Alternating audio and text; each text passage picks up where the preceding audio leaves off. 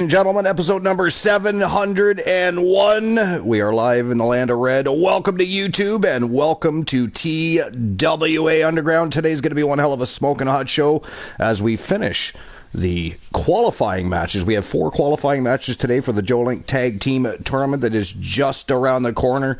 And of course, we've already got some villainous tag teams that have already qualified for that tournament. Let's just have a look at who's already in that tournament. Of course, the matches from today will be adding to an already great tournament. Just we got the Wolfpack, the Vision, MFT, and the Lucha Brothers have all already made it through the qualifying rounds and entered the tournament. Today, 4 more matches and 4 more teams will, of course, join the Wolfpack, the Vision, MFT, and Lucha Brothers as we head into that Linck Tag Team Tournament. It is going to be one hell, and I'm just going to use this with pun intended, a phenomenal tag team tournament. I'm actually pretty excited. I can't wait till that goes down. It is just around the corner. Of course, we got Wrestle Wars Genesis next, and then of course right after that will be our Linck Tag Team Tournament. So it's going to be we've got lots of exciting times ahead of us. It's going to be very interesting. Lots to discuss. We got things going on in the FA Cup. We've got NHL to discuss, NBA to discuss, pro wrestling, everything from AEW to TNA to WWE, Obafemi and Brock Lesnar. Lots of things to discuss today, of course. But before we get to any of that, we're going to, of course, bring on our co-host with the most hardcore country. Luke is here, ready to rock and roll, excited, because, of course, he knows Team Arsenal is in action today. Tiffany Stratton is in action today, all part of Team Hardcore Country Luke. But, Luke, we, of course, have some things we may as well get it right off, get it right off our chests off the hop. We've got things to discuss about the FA Cup. Of course, there's no Premier League action until, what is it? Is it 2 weeks from now or a week from now? Yeah, because they're on that fucking, there's an international break after this FA Cup thing. Yeah. Oh, hate that.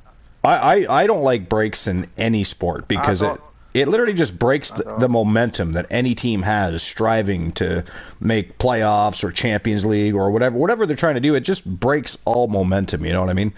And then you come back and they struggle. Because they're playing outside their league, they're playing all these extra additional games, and there's risks of injuries, fatigue, and all sorts of other things that happen. But tell us a little bit about what's going on with the FA Cup right now. The FA Cup's it's a historic trophy. It's a very prestigious trophy. It's probably the second best trophy in English football, to be honest with you, like domestic-wise. What do they consider the top? Is it the Premier League trophy? Is that considered Premier League, yeah. Premier League. What you're talking about? Just the English football. The domestic league is the Premier League. That's the Premier League, yeah. Premier League, the FA Cup are the 2 most prestigious ones in the English football. I would say Champions League maybe over the Premier League, but the Premier League is still very good. The Premier League is the Premier League, also. So we'll get to the knockout rounds later because there's 4 teams playing here shortly and we already know who's. So what have you thought about the FA Cup so far? What are your expectations? What have you liked, not liked? I always love the FA Cup, mate. It's my favourite job. It's probably my favourite job. But what are your expectations? Like, what do you think? Are you surprised with anybody that's already made it to the knockout rounds? Do you think there were teams that you expected to be there that are not? Yeah, there wasn't like a shocking, like, I think they're out now, but there was a team that beat Crystal Palace that were like fucking, they're already in like the 6th tier of English football. That's the lowest of the lowest, and they beat the holders of the FA Cup and knocked them out of the competition. Insanely great achievement, to be honest, man. What's a team, like right off the top of your head, what's a team you thought would have been there that is not? I didn't think Newcastle were going to beat Aston Villa. I thought Aston Villa would have won that. And now I think are Newcastle still in the FA Cup in this round? Are they knocked out? No, I believe they're knocked out. I mean, I can look here in a second. Man City, they played Man City and they lost. I remember now. Yeah. I remember. Yeah, in a second I'll bring that up actually, and we'll just have a look at the knockout rounds, the 4 that are continuing on in the FA Cup tournament. I'm just doing a little advertising here. Make sure everybody knows we are live on YouTube with TWA Underground. You know, just so I don't wait till halfway through the show like I usually do. Yeah. Good idea. Right, so... I'm probably the only one here right now. Would you... do you think he's going to go for a rotated team, or do you think he's going to play strong team because he lost the League Cup final to Manchester City? That's a very good question. That's a very good question. There's an international break coming up soon anyway, so why can't you play a strong team? Why can't you play the strongest team?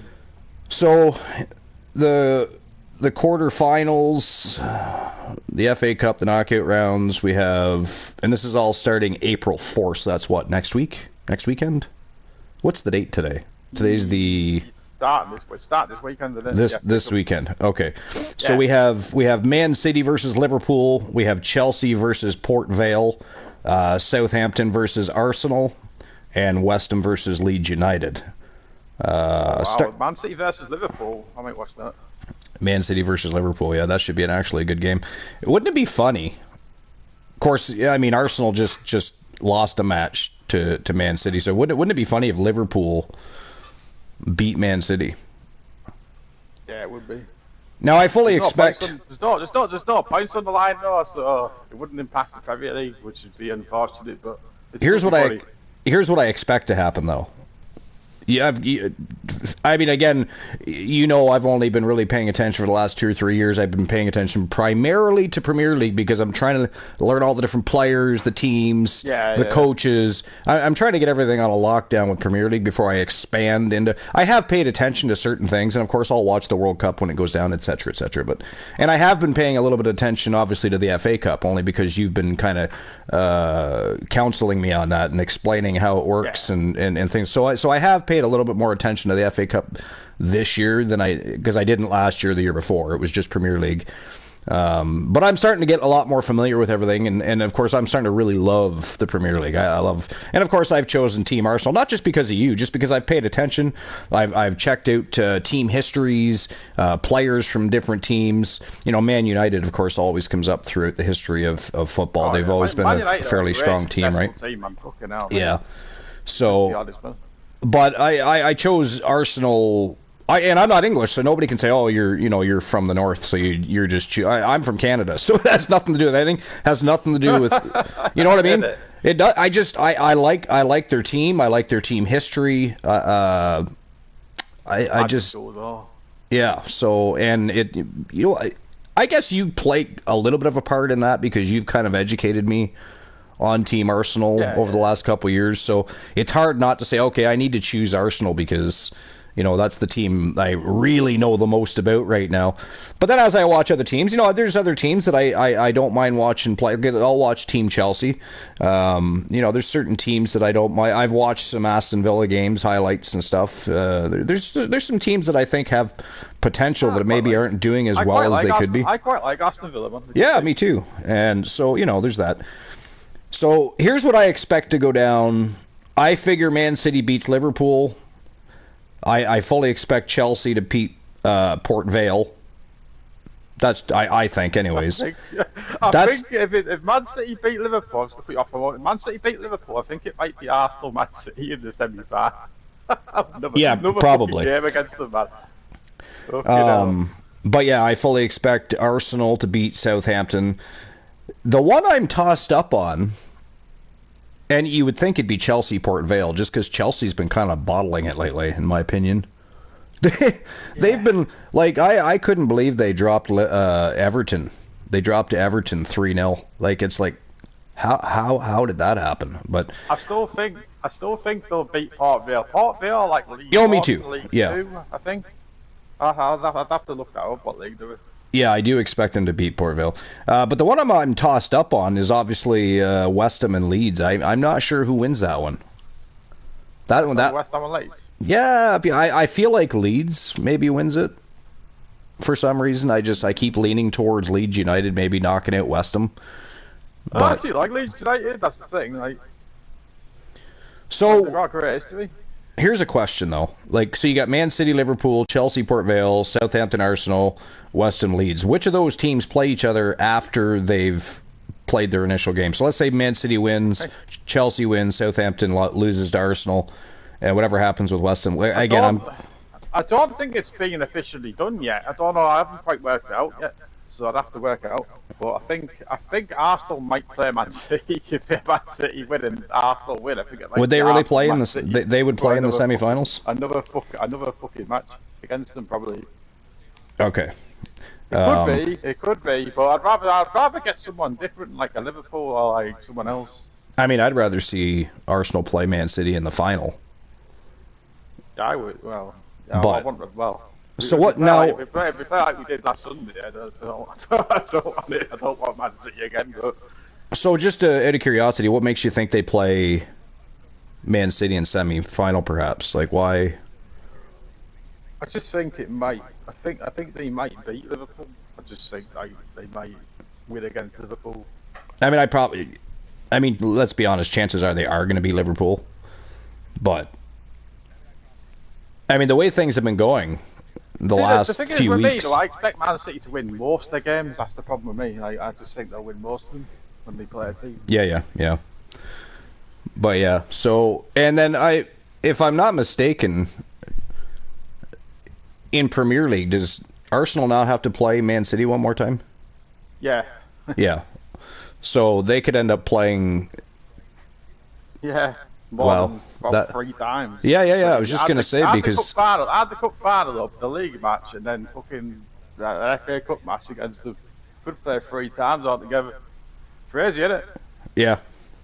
You know what's funny is so I of course have a new job now, so I'm working for a moving company, and I've been to several houses lately, and it's weird because they've all got Arsenal posters on their walls.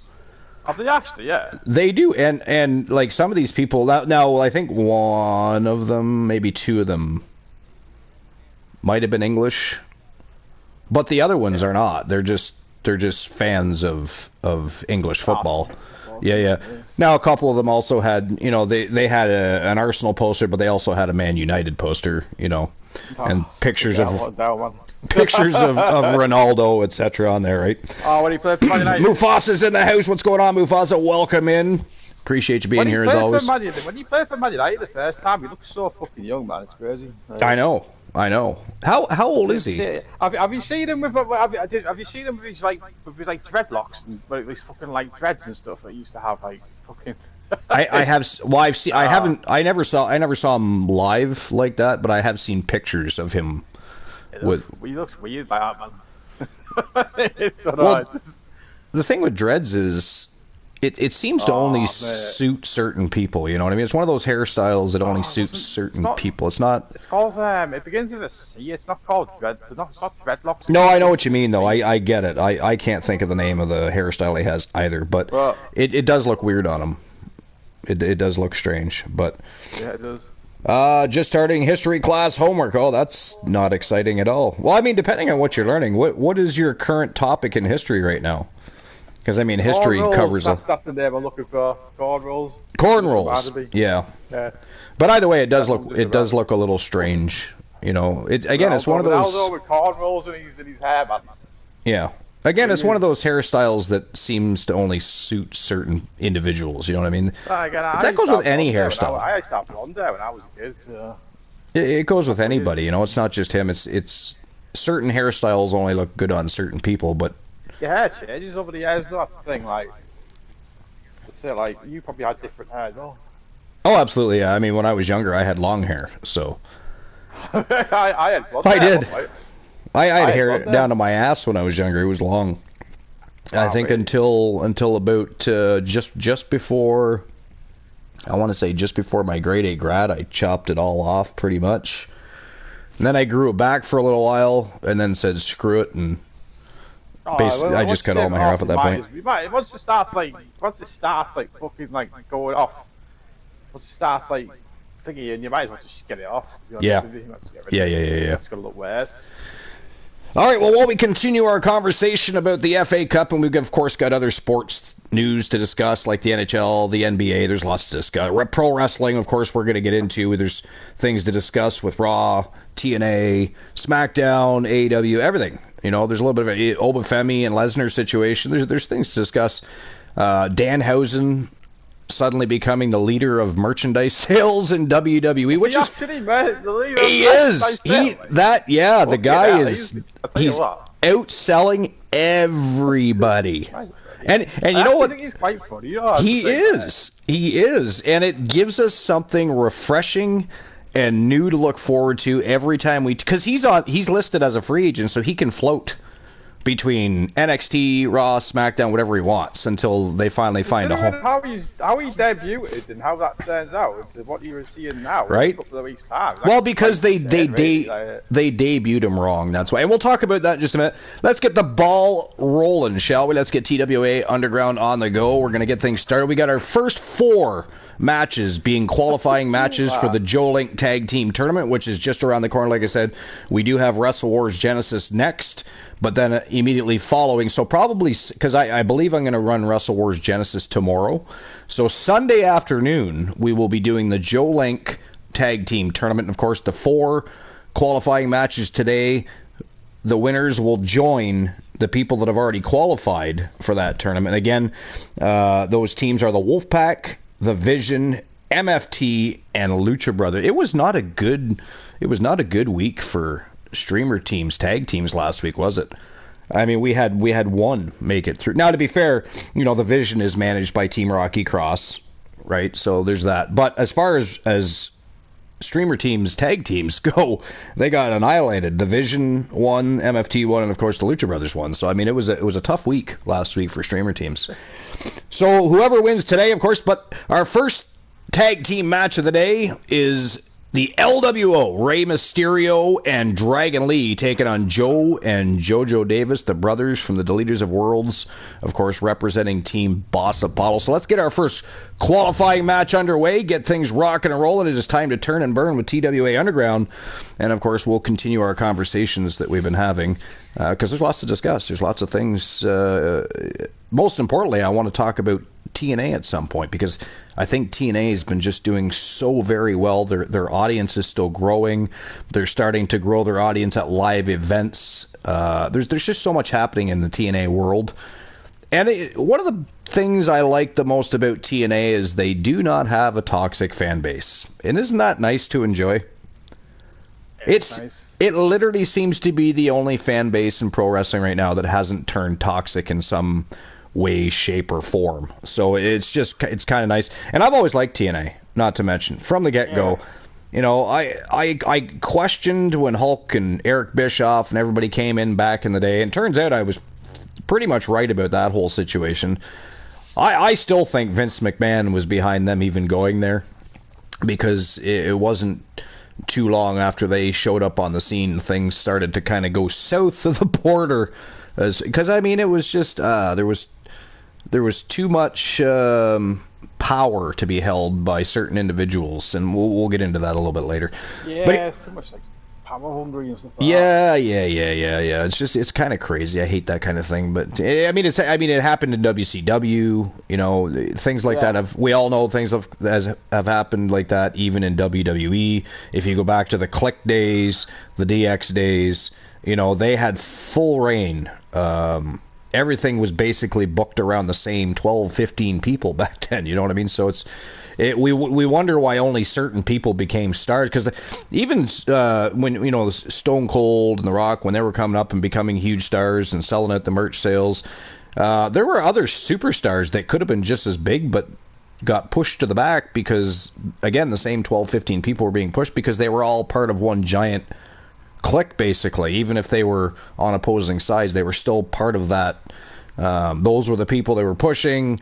And of course, Vince McMahon had a very strange perception of smaller wrestlers and other such things that made things a little difficult as well. Like, if Vince was still in charge, a lot of the people that are being pushed today would not be being pushed, for instance. I think we know that for a fact. You know, people like Dragon Lee, who has become immensely popular as of late. People really like Dragon Lee. You know, the Ray Phoenixes and the Pentas might not be there. You probably would not have TNA and WWE working together as a partnership. Speaking of which, I saw an article, we'll get into that in a little bit, said something big is going to be happening with TNA and WWE, so I'm interested to see what that's. I didn't read it because I thought we could check it out together. But here we go, LWO, the Leaders of Worlds, first match of the day. Let's rock and roll, shall we? Time to rock and roll. But anyways, back to the FA Cup. Yeah, I fully expect... Again, the only one I'm up in the air on is West Ham and Leeds. I'm not really sure with that specific team. Those specific teams. I'd like to say Leeds beats West Ham. But West Ham has also kind of surprised us here and there as of late. So it's just, I don't know, that's the only game out of the 4 in the knockout rounds that I'm really looking at going, geez, I don't know who's going to win that game. Some of these games can be quite interesting though, like sort of things there. It's weird, like... This is gonna be good. I mean, the other one to watch is Port Vale and Chelsea, right? Because although I expect Chelsea to beat them... Here's the thing with the FA Cup, right? Is like there's a lot of upsets in that competition, so like... Yeah. Port Vale might give Chelsea a good day. Well, that's what I'm saying, yeah. I don't expect them to win or anything, but... That's just what I think. Yeah. So so out of those teams, I'm assuming you expect Man City to beat Liverpool.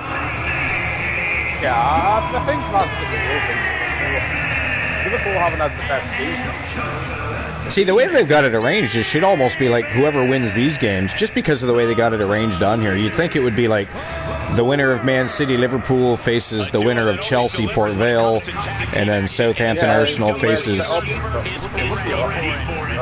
Yeah, but I'm guessing they don't necessarily do it that way. Those are in no specific order of anything. So it's, for instance, like you said earlier, Arsenal could end up facing Man City should they beat Liverpool in the semi-finals. Yeah. Which would, of course, leave the winner of Chelsea Port Vale to face the winner of West Ham Leeds. Yeah. So that's very interesting. But yeah, it kind of sucks. No Premier League till the weekend. And I'm not going to say anything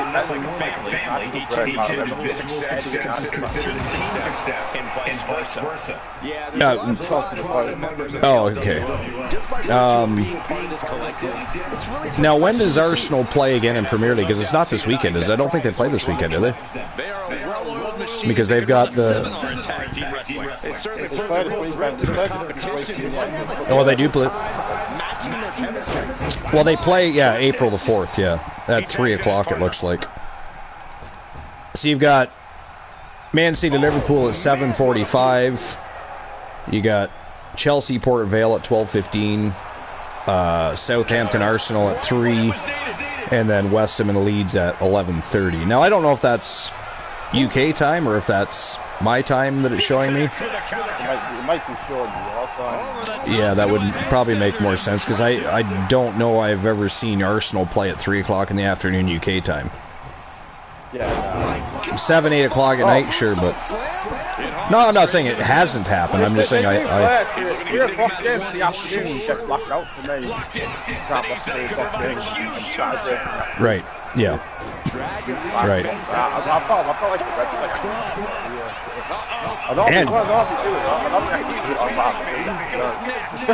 red Dragon Lee is all over Joe Davis here. Look at this. Tags in Rey Mysterio. I mean, so far, the Leaders of Worlds having a real tough time trying to gain the upper hand against LWO. Wouldn't it be interesting? I mean, when I fully expected this match to end up seeing the Leaders of Worlds make it through to the tournament. But now that I've been watching this match, like I said, they're having a real tough time getting any momentum going. JoJo Davis just got tagged in. He looks like he's going to manhandle Rey Mysterio here a little bit. We'll see what happens, see if they can turn things around. But so far, Dragon Lee had things pretty much under control. But now JoJo Davis seems to be the one in control. Rey Mysterio might need to tag out here. Well, let's turn this back. He's off in 20.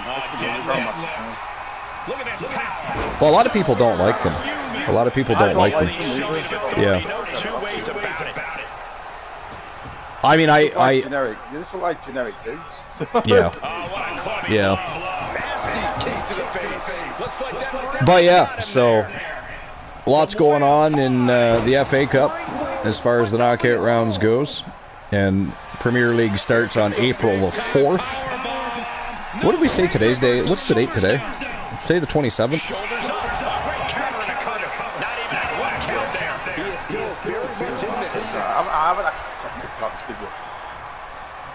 Today's the 26th. So actually, April 4th isn't until next weekend then, right? So next weekend, Premier League resumes. Or sorry, the FA Cup resumes. It's not this weekend, it's Premier League that's this weekend. Just to be clear on that. So you were talking about also the Detroit Red Wings, which happens to be your favorite NHL team. Yeah. Aside from the LA Kings, we know that's your second team. What do you think's happening with the Detroit Red Wings? Well, let's have a look.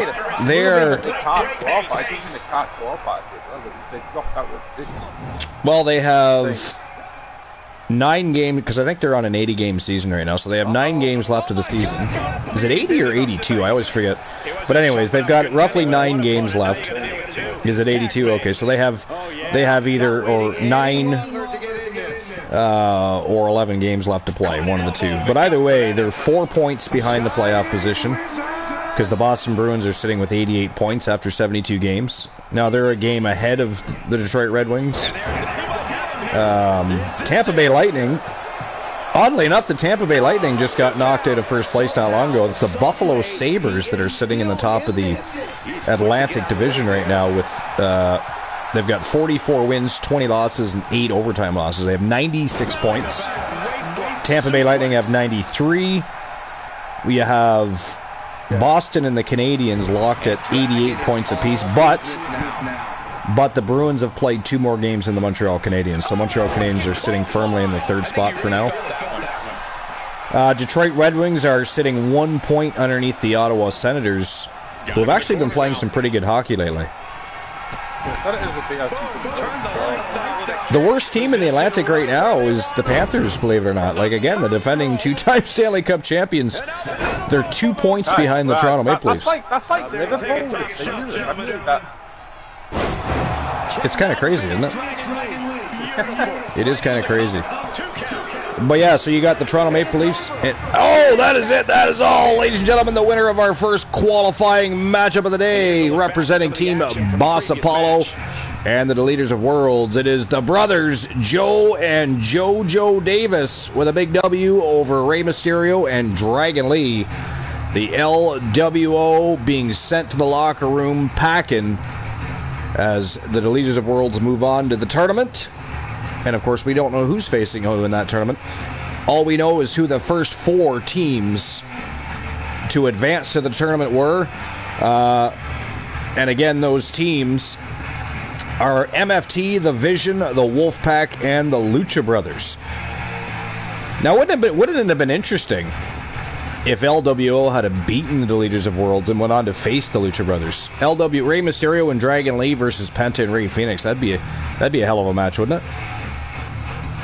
I mean, not that it matters now. Yeah, we'll see, yeah. Deleters of Worlds have, officially knocked them out of the running for the tournament. So they will now move on. That is now our 5th team that has entered the Joe Linck Tag Team Tournament. But congratulations to Team Boss Apollo. And, of course, Joe and JoJo Davis. Big win over the LWO to advance to the Joe Linck Tag Team Tournament. All right. 1 qualifying match down, 3 to go. And, of course, we also have 5 championships on the line today. So it's going to be a hell of a thrill ride. You don't want to miss a single solitary second of the action today. And again, tomorrow, I fully plan on doing Wrestle Wars Genesis. And then this weekend, it'll be Sunday afternoon, we're going to be getting into the Linck Tag Team Tournament that we're trying to finalize today. So it's going to be an interesting next few days for TWA, that's for sure. All right, so let's move on to our next matchup. Let's have a look and see what's going on. We got Kit Wilson and Elton Prince. It is Pretty Deadly, being managed, of course, by Team Infinity. They are taking on Mad Dog and Rocky Cross, representing Dark Vengeance. That is our next match of the day. Who will move on to the Linck Tag Team Tournament? Who's going to join the 5 already existing teams ready to go to battle in that tournament? Is it going to be Pretty Deadly or Dark Vengeance? We're certainly going to find out. But what do you think, Luke? Dark Vengeance from Team Rocky Cross, or do you think Pretty Deadly can put one over on Dark Vengeance? You think Pretty Deadly wins this one? I mean, Pretty Deadly they actually had a both in well. They could get upset win though. That's the thing. Like they could do it. They could, yeah, absolutely could. Pretty Deadly had a pretty good season 6, so I don't expect that to slow down for season 7. To be fair, Team Rocky Cross, his team Dark Vengeance, which has changed names multiple times over the last season and a half or so. Great team. But they've had their ups and downs. They've had, especially when they were partnered with Team Boss Apollo, and for a while they were kind of one big faction. But it seemed to be Team Boss Apollo that had they had a lot more victories going their way as part of that faction than did Team Rocky Cross. Actually, I think the women's division, Tessa and Morgan James, the women from Dark Vengeance, I think had a better season 6 than Mad Dog and Rocky Cross did. But they were part of this tournament. Today they fight Pretty Deadly. One of these 2 teams moving on to join the other 5 teams already entered into the Linck Tag Team Tournament. That is our next match of the day. Let's keep the ball rolling. It's time to rock and roll. Matchup number 2. But yeah, so when it comes to... So we just went over the Atlantic Division. The other division in the Eastern Conference is, of course, the Metropolitan Division. You got the Hurricanes dominating the Metropolitan Division. After 71 games, they have 45 wins, 20 losses, 6 overtime losses for 96 points. They have 252 goals for and only 211 goals against. Now, the next team below the Hurricanes, I mean, the Hurricanes have a 9-point spread. The team below them is the Columbus Blue Jackets, and they have 87 points. So they're a fair distance behind the Hurricanes. So they're pretty much dominating that division. In behind them is the Pittsburgh Penguins with 86 points. We have the New York Islanders in number 4 spot with 85 points. And then you have the Philadelphia Flyers. They are 5 points behind with 80 points. Now, they've played 2 less games than the Islanders, but again, we're running out of time here. They have, again, I can't remember if it's 80 or 82 games. So if it's 82 games, they have 12 games left to play, and they are 5 points behind that number 4 spot. So if the playoffs were to happen today, it would be the Sabres, the Lightning, the Canadiens, and the Bruins. The Hurricanes, the Blue Jackets, the Penguins, and the Islanders all making it through to the Stanley Cup playoffs for the Eastern Conference. Now, if we have a look at the Western Conference here, Colorado Avalanche are absolutely destroying the Central Division and the Pacific Division.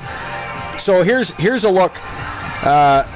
The Colorado Avalanche, after 70 games, have 47 wins. They've only lost 13 times.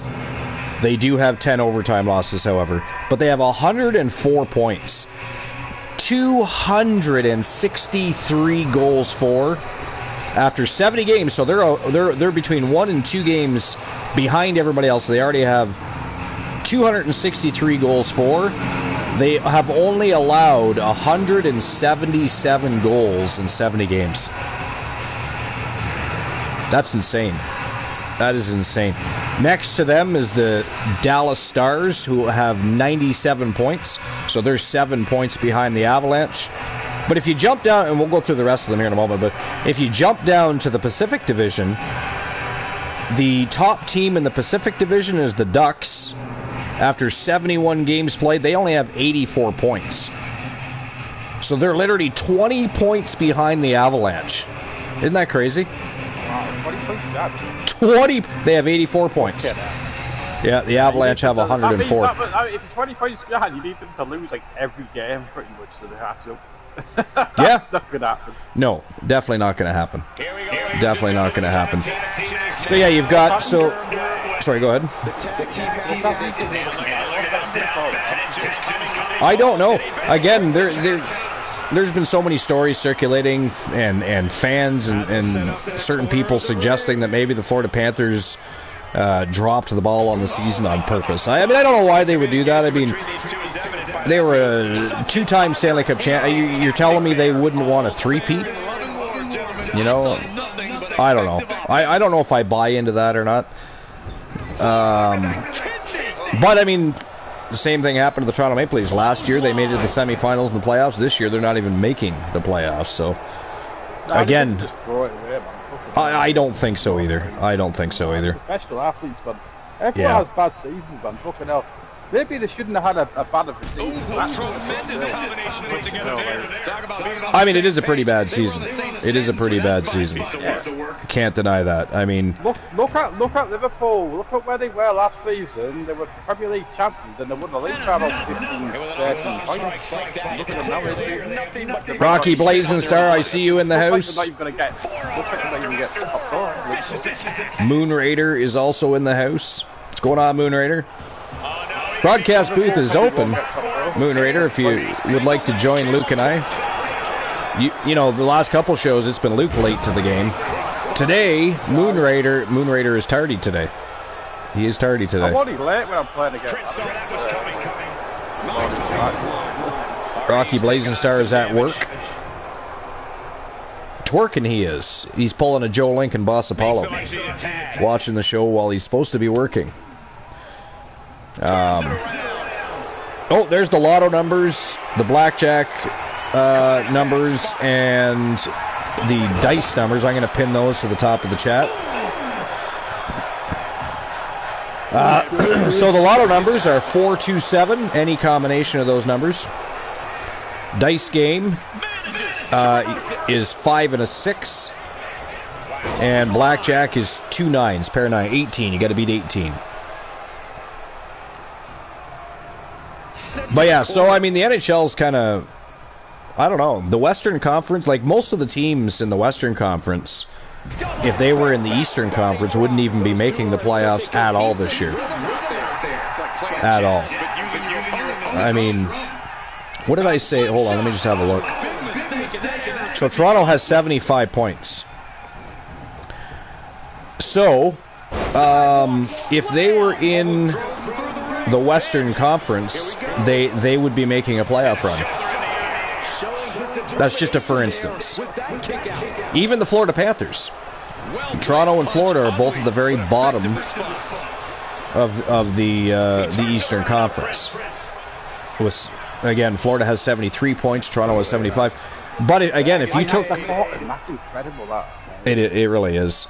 It's hard to... It's kind of hard to fathom, because again, defending two-time Stanley Cup champions, to my knowledge, their team hasn't changed a great deal, so I don't understand how they had such a bad season. How you went from winning a Stanley Cup... There's stuff going on behind the scenes. Makes you wonder, doesn't it? It really does make you wonder. Because it doesn't seem to make a whole lot of sense. But again, if those same two teams, Toronto and Florida, were in the Western Conference, they would both be making playoff runs.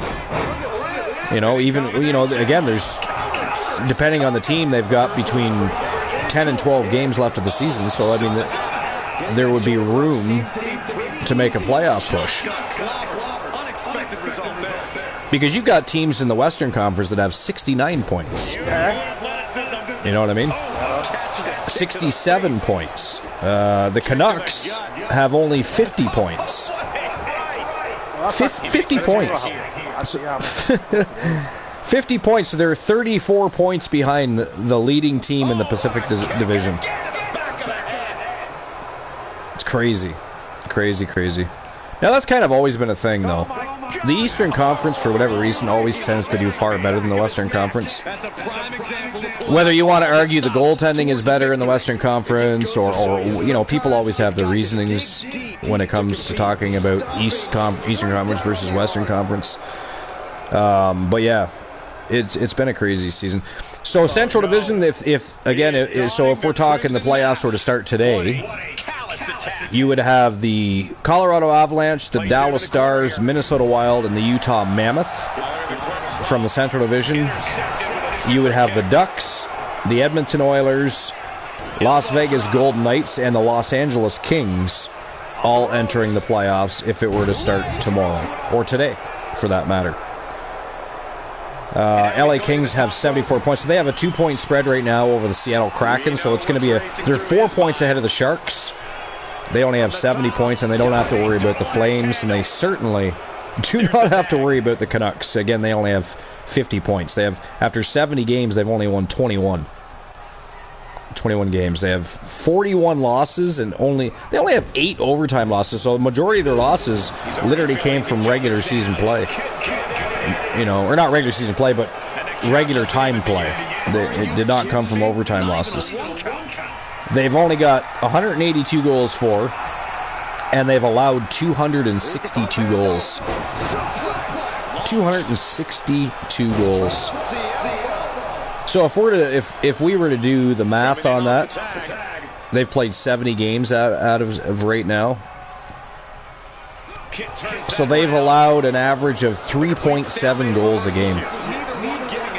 That's what they've allowed. I mean, I can't imagine why they only have 50 points. You know what I mean? That's kind of crazy.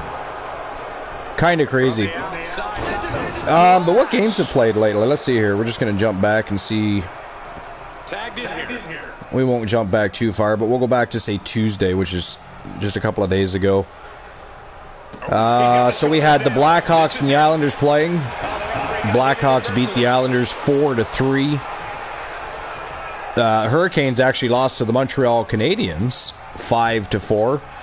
So there's one of my points made. The Eastern Conference beat a Western Conference leading team, right? Because the Hurricanes are sitting.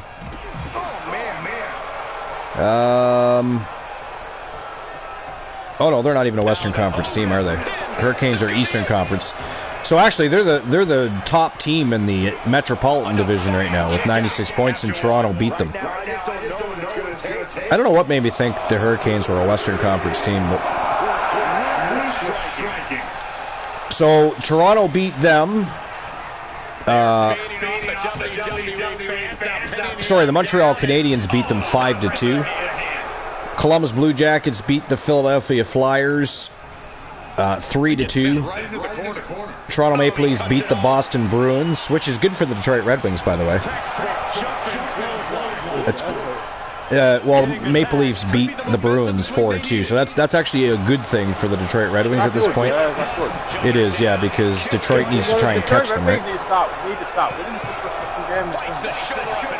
Well, the Bruins are 4 points ahead of Detroit, but they've played one more game than Detroit.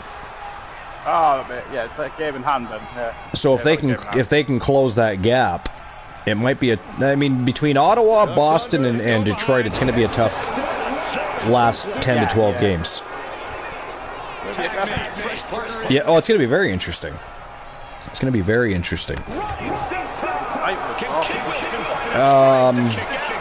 Colorado Avalanche beat the Pittsburgh Penguins 6-2, and that is it. That is all. Our second quarterfinal match is over, and the winners of the match and moving on to the Joe Linck Tag Team Tournament, representing Team Rocky Cross, or here on YouTube it is Rocky Blazenstar. It is Rocky Cross and Mad Dog Dark Vengeance with a victory over Pretty Deadly, representing Team Infinitoni. So we now have 2 more teams entering the Joe Linck Tag Team Tournament that will be this Sunday afternoon. Deleters of Worlds entered first. Now Dark Vengeance, and of course, again, those two factions were, not too long ago they were aligned. And now, I don't know if you've paid attention to vignettes and promos, and they've shot at each other like crazy over the past few weeks. They are certainly not friends anymore.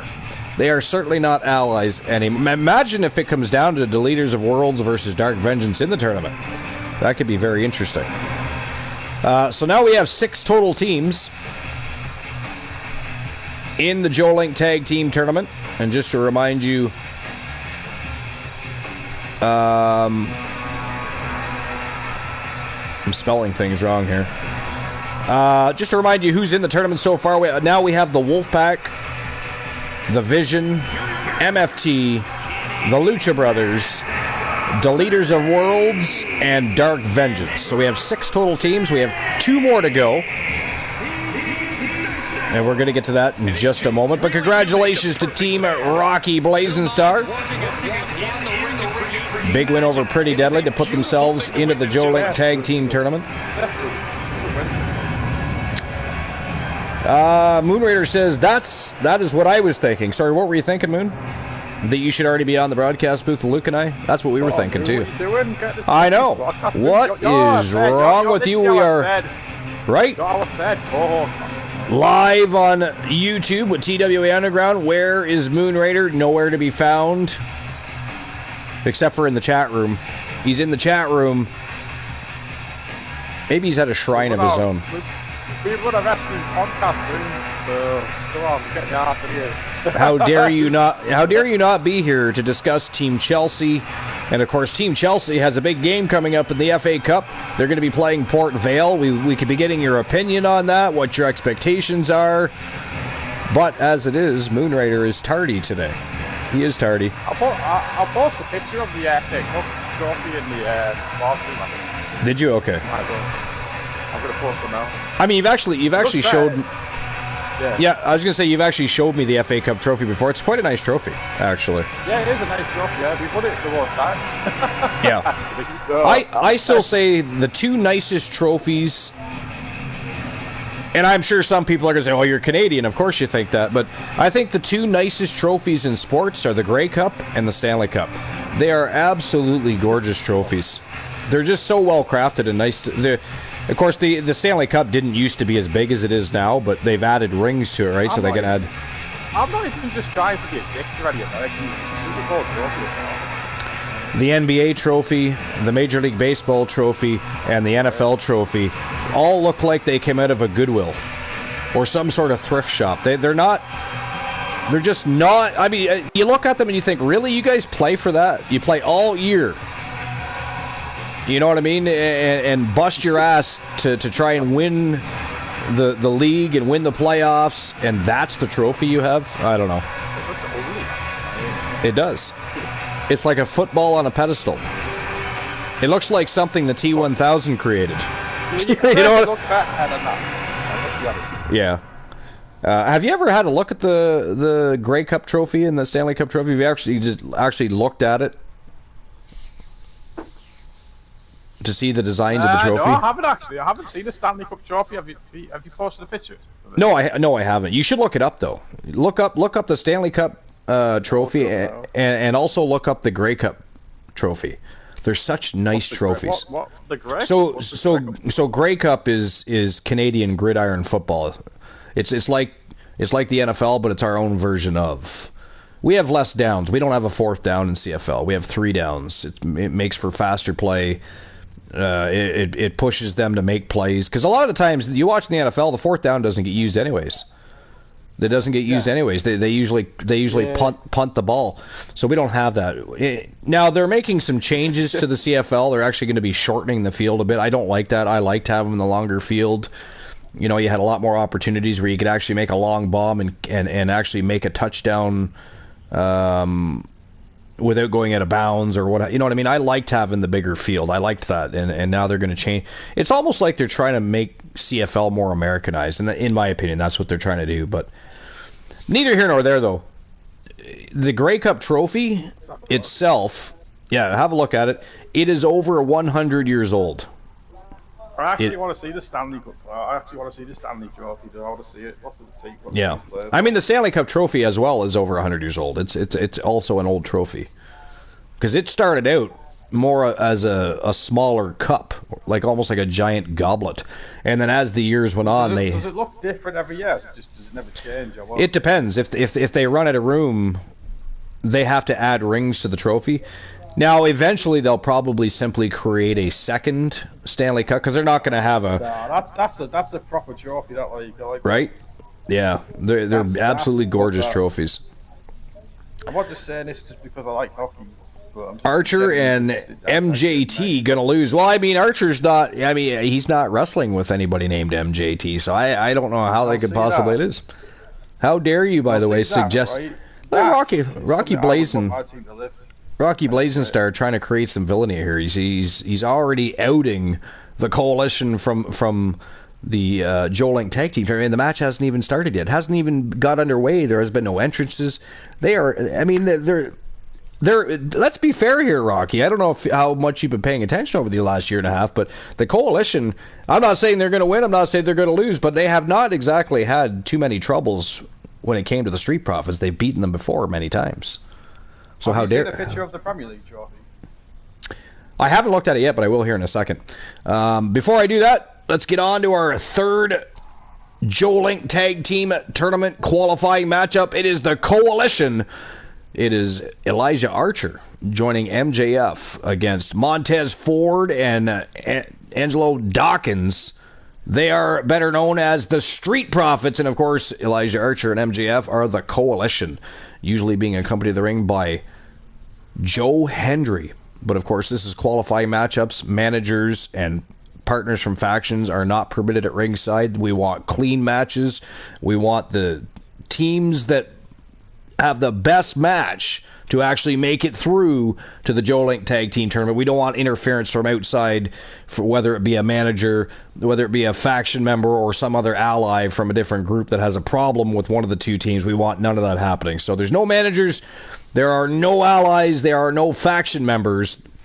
But here we go. Next qualifying match of the day, the Coalition versus the Street Profits. And of course, Rocky Blazenstar says the Coalition's going to lose. So now I hope they absolutely annihilate the Street Profits, just to stick it in your face just a little bit, Rocky Blazenstar. And again, how dare you for suggesting that the Coalition are going to lose before the match even starts? That is ghastly. Hey, by the way, you were not asked. Luke did not ask you what he thought. He did not say, hey, Rocky, do you think the Coalition are going to beat the Street Profits? Moon Raider did not ask you any questions. I mean, nobody asked your opinion. How dare you, sir, knock the Coalition like that? But here we go. The Coalition... The Street Profits is next. Let's go. But yeah, that's a nice looking trophy, the Stanley Cup. No, it really is. It's a beautiful trophy. The Grey Cup trophy is just as, and again, both of those trophies are well over 100 years old. So because the CFL trophy, yeah. Now both teams ended up in a different era, right? So they started out with an NHL, and then the NHL became a much bigger thing over time. Same thing happened with the CFL. But gorgeous trophies. The two nicest trophies in sports, in my opinion. The Stanley Cup is a good looking one. Yeah. Have you ever seen the Grey Cup trophy? I've never seen it. No, so that's Canadian football. It's basically our version of the NFL. But our trophy is much older than theirs. Our trophy is well over 100 years old. But yeah, look up the CFL Grey Cup trophy.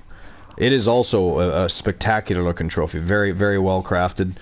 Beautiful trophy to play for. Because Luke and I were talking about how ugly some trophies are.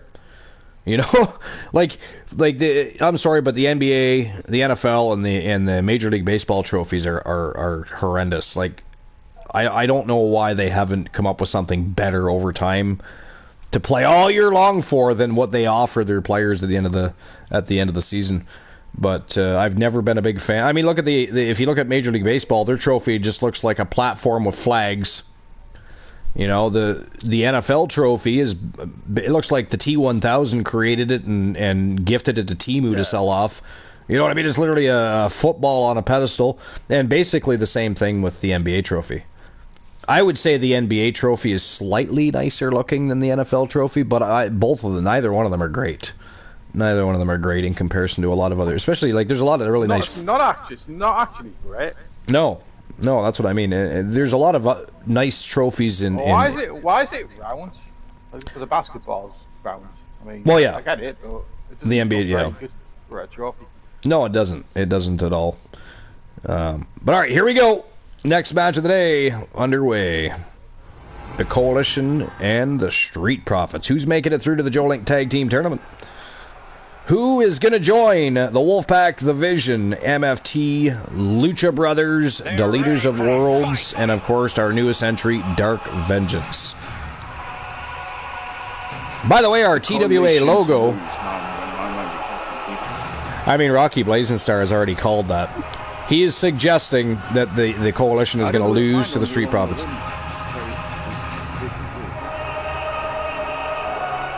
But here they come, the one, Elijah Archer and MJF. They are the Coalition.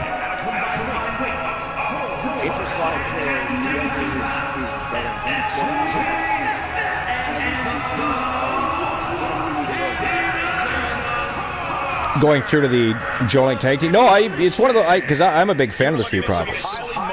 So I just hope it is a great matchup. That's all I hope for at this point. Would I like to see the Coalition go through to the Tag Team Tournament?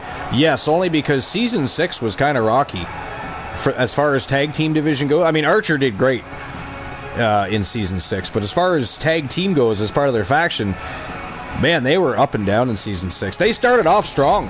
I remember when Archer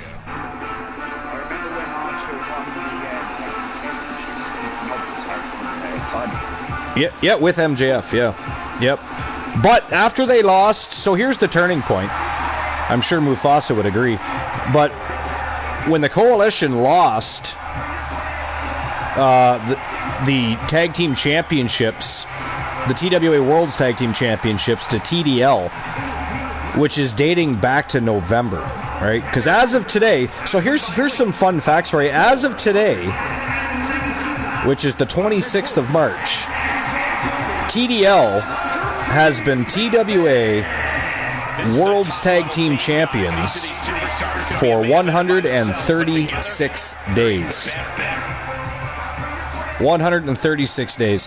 They are the longest reigning champions in TWA history, period. I'm not talking just the tag team division. I'm talking champions, period.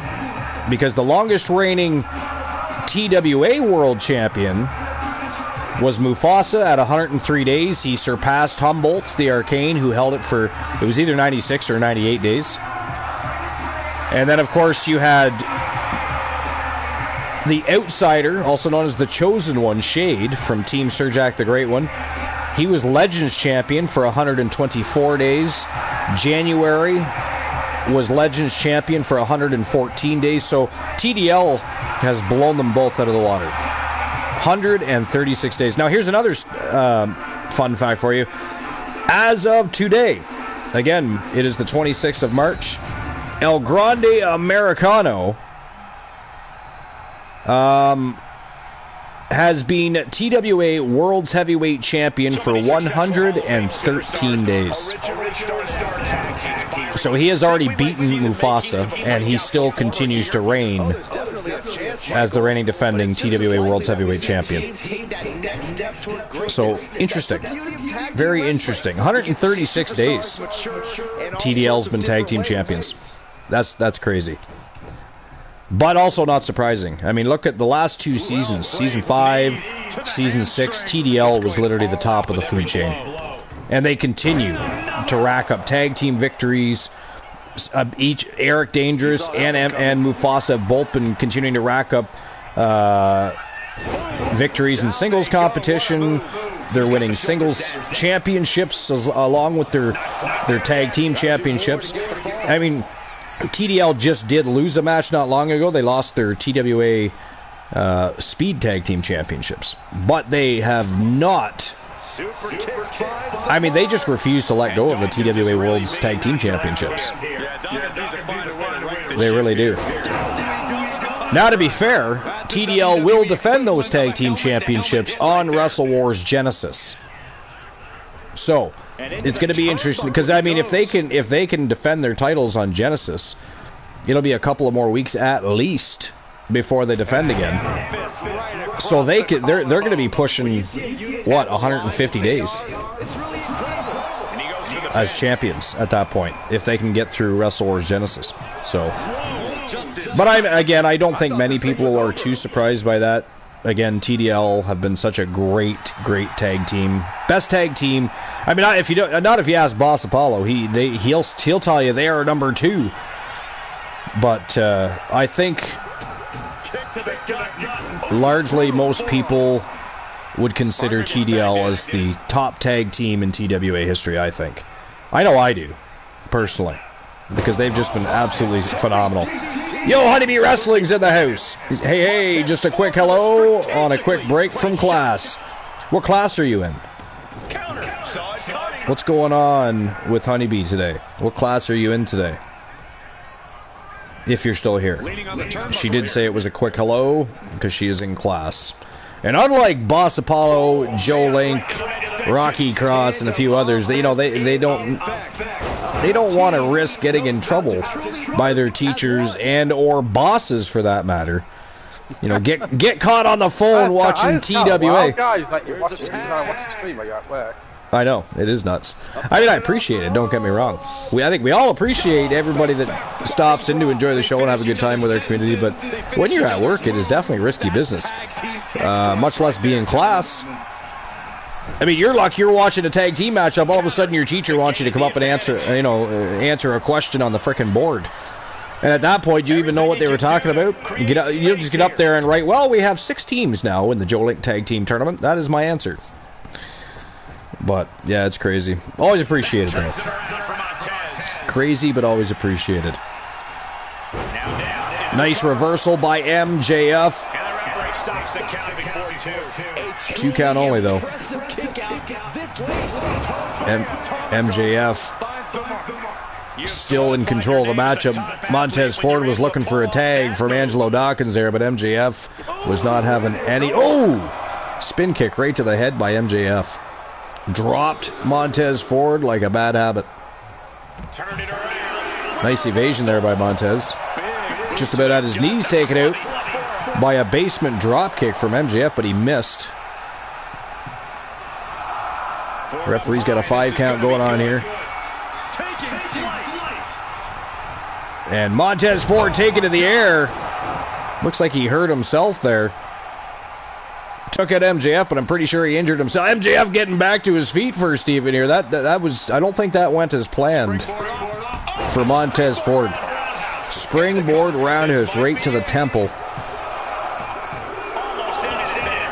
And a 2 count again by MJF. Good thing I'm online for school, so I don't have a teacher standing over me while I work. Well, that's a good thing. That's a good. I'm assuming Honeybee probably does, though. She's in uni right now, right? So she is in uni. By the way, has anybody talked to Life is Great? I believe she was getting married yesterday, wasn't she? Or is it today she's getting married? I'd have to go back and look at the post. It was either yesterday or today. I can't remember now. But I haven't seen her, spoke to her since she made the post. I didn't even know she was engaged. Did anybody else know she was engaged? I don't work. Life is great. I didn't know that either. I don't recall a conversation where that was brought up. Did you know, Moon? I didn't. Yeah, so that said, I was shocked when she came in and said, well, I'm getting married tomorrow. And I was thinking to myself, what? I didn't even know you had a fiance. I didn't know you were engaged, much like it. But congratulations. Yeah, you know what I mean? It's like, either way, congratulations, yeah. Tower of Doom by the Coalition. Angelo Dawkins flat on his back. Archer looking for the 3, but 2 count only.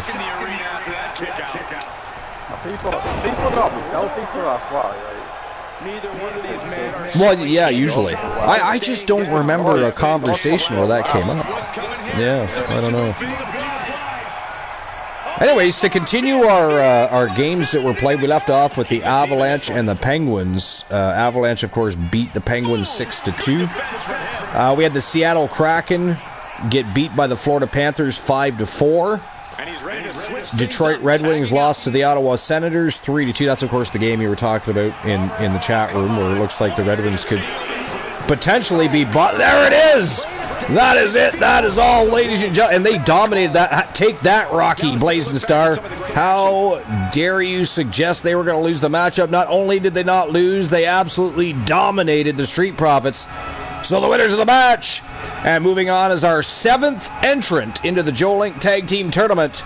The one, Elijah Archer and MJF. They are the coalition, and they are going through to this Sunday afternoon's Joe Linck Tag Team Tournament. So congratulations to Elijah Archer and MJF.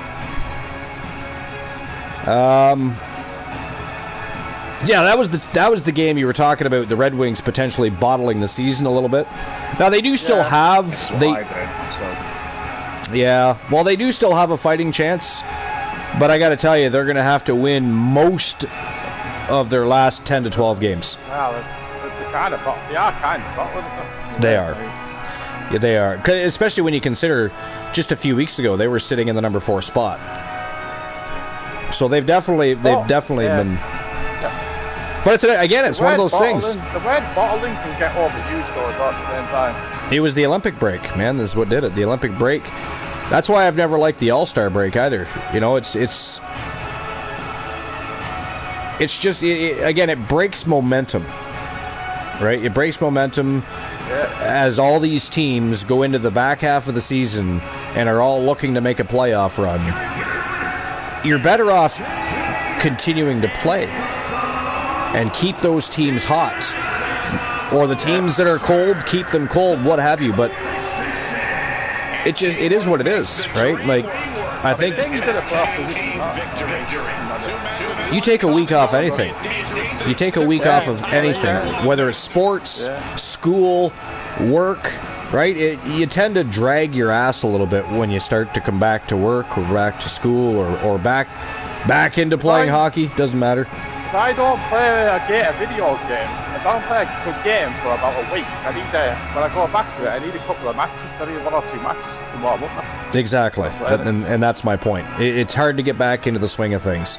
And I've always hated it.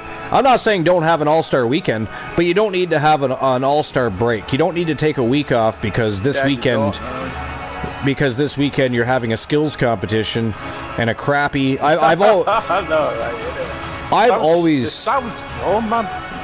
like the All-Star game. I've never liked it. It's not an actual game. It's a collection of some of the best players in the league getting together to have an exhibition. It doesn't count for anything. It doesn't mean anything. And I've never liked it. What's the point? I do like the skills competition. I have no problem with that. I think those are fun. But the actual All-Star game, I can't even remember the last time I actually saw a good NHL All-Star game. That's just me personally. I don't speak for anybody else, of course. But I think maybe during the 90s or something, maybe it was good then. Yeah, I would say maybe the 90s. Even then, I didn't care for it too. I remember I think it was the year that the New York Rangers won the Stanley Cup. I remember Mark Messier. You know, they were scuffling for the puck, and Mark Messier picked the puck up and placed it on top of the net to break the play, and he didn't even get a penalty for it. Didn't even get a penalty for it. But that's one of the reasons I've always hated the All-Star game, is they treat the All-Star game differently than any other hockey game, and I don't like that. If you're going to have the best of the best on the ice, then the best of the best should be playing a straight-up traditional hockey. But they don't. They show off. I've just never liked it. It's just I don't even know how to explain it. I just don't like it. I just don't like it. I don't think we need an All-Star game. I don't like the All-Star game. I think there's other things they could do in place. Like I said, I don't mind I like the skills competition. I think that's fun. But that's just a weekend thing. And again, you don't need to take a week off to have a skills competition on the weekend. It's a fucking All-Star game. But the same so in comparison, the same thing's been happening in the Premier League, right? They took that break, they come back, and you had teams that were, already in contention, like Chelsea, for instance. right? They were sitting in the number 4 spot. They come back from the break and they've been kind of dropping games here and there, and that's been happening to a lot of teams in the Premier League. So it's the same thing. Doesn't matter what sport it is. Anytime there's an All-Star break or a Championship Cup break or whatever, what have you, doesn't matter. It's just it just ruins momentum and it changes the landscape of the season, and I hate that. Imagine if someone gets injured or something in those stupid exhibition matches. Yeah. Yeah, exactly. And that's the other thing. You're taking all these players and risking injury and fatigue, and I'm not a fan. I'm just not a fan. Yeah, I'm not either. Speaking of Arsenal, our next match of the day is Team Arsenal, represented by Team Hardcore Country Luke. It is Luke the Gooner and Cody Rhodes, the American Nightmare, taking on Eric and Ivar. They are the Viking Raiders. That's our next match of the day. Which of these two teams are going to join the other 7 teams to finalize the Joe Linck Tag Team Tournament? We're going to find out here in just a few moments. I personally am going with Team Arsenal here. I'm going with Team Arsenal. I'm sure Luke is going with Team Arsenal. Moon Raider, I don't know if you think Team Arsenal has enough left in the gas tank to defeat the Viking Raiders, or you're going with the Raiders? Moon Raider is going with the Raiders. I think it's just because they have the same last name. You know, he's Moon Raider. They are Viking Raiders. I think it's a. Never thought about that, to be fair. That's what it is. How dare you, Moon Raider? But all right, here we go. Team Arsenal, Luke the Gooner and the American Nightmare Cody Rhodes taking on Eric and Ivar, the Viking Raiders. Let's rock and roll. Okay, so to continue that, the game, which were of course Tuesday, we had the Minnesota Wild taking on the Tampa Bay Lightning. They beat the Wild 6-3. We had the Nashville Predators taking on the San Jose Sharks, and the Predators beat the Sharks 6-3. Dallas Stars and New Jersey Devils played. The Devils beat the Stars 6-4. Las Vegas Golden Knights lost to the Winnipeg Jets 4-1. Washington Capitals lost to the St. Louis Blues 3-0. Calgary Flames beat the Los Angeles Kings 3-2. That was in a shootout. And that was the only one of the games to go to. Oh, no, sorry. The Kraken also beat. Or, sorry, the Panthers beat the Kraken 5-4 in a shootout. So there was another shootout as well. So out of all the games I've mentioned so far, only 2 shootouts. 2 overtimes, 2 shootouts. Edmonton Oilers toppled the Utah Mammoth 5-2. And then last but not least, the Ducks beat the Vancouver Canucks 5-3. Now we had 2 games yesterday as well. We had the Toronto Maple Leafs playing again yesterday. They beat the New York Rangers 4-3. And then the Buffalo Sabres actually lost to the Boston Bruins 4-3. So Boston won a game yesterday in overtime. So again, let's look at how much farther ahead the Bruins are from the Red Wings. They have a 4-point spread, and they've played 1 additional game. So that's going to be a fight. Again, it's going to come down to Boston, the Senators, and the Red Wings. Which of those 3 teams are going to make that last spot in the Atlantic Division?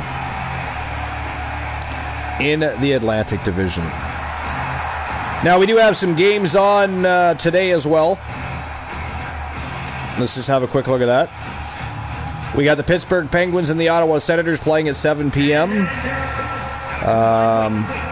Blackhawks and the Flyers are also playing, same start time. Seattle Kraken and the Tampa Bay Lightning also starting at 7 p.m.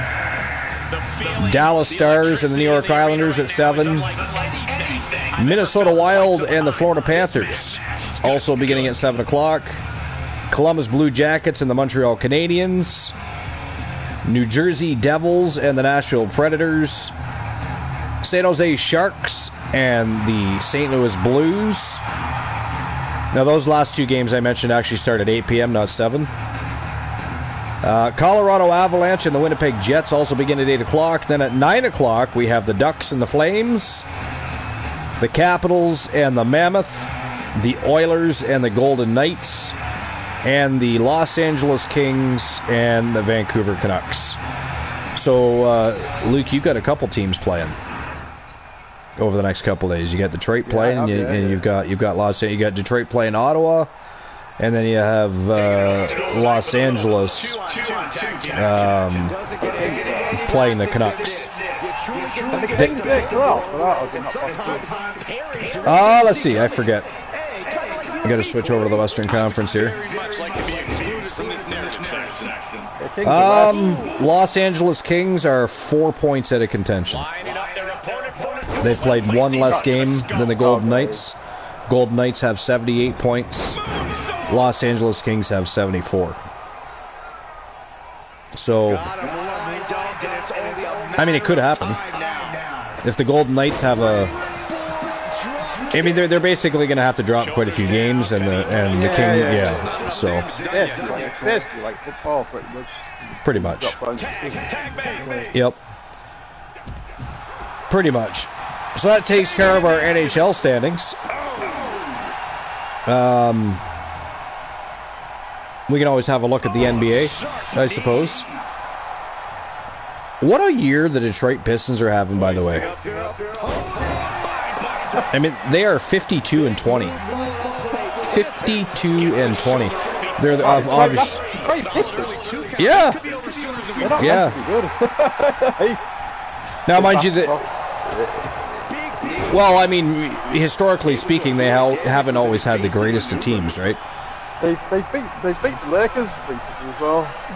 They did, yeah. Yep.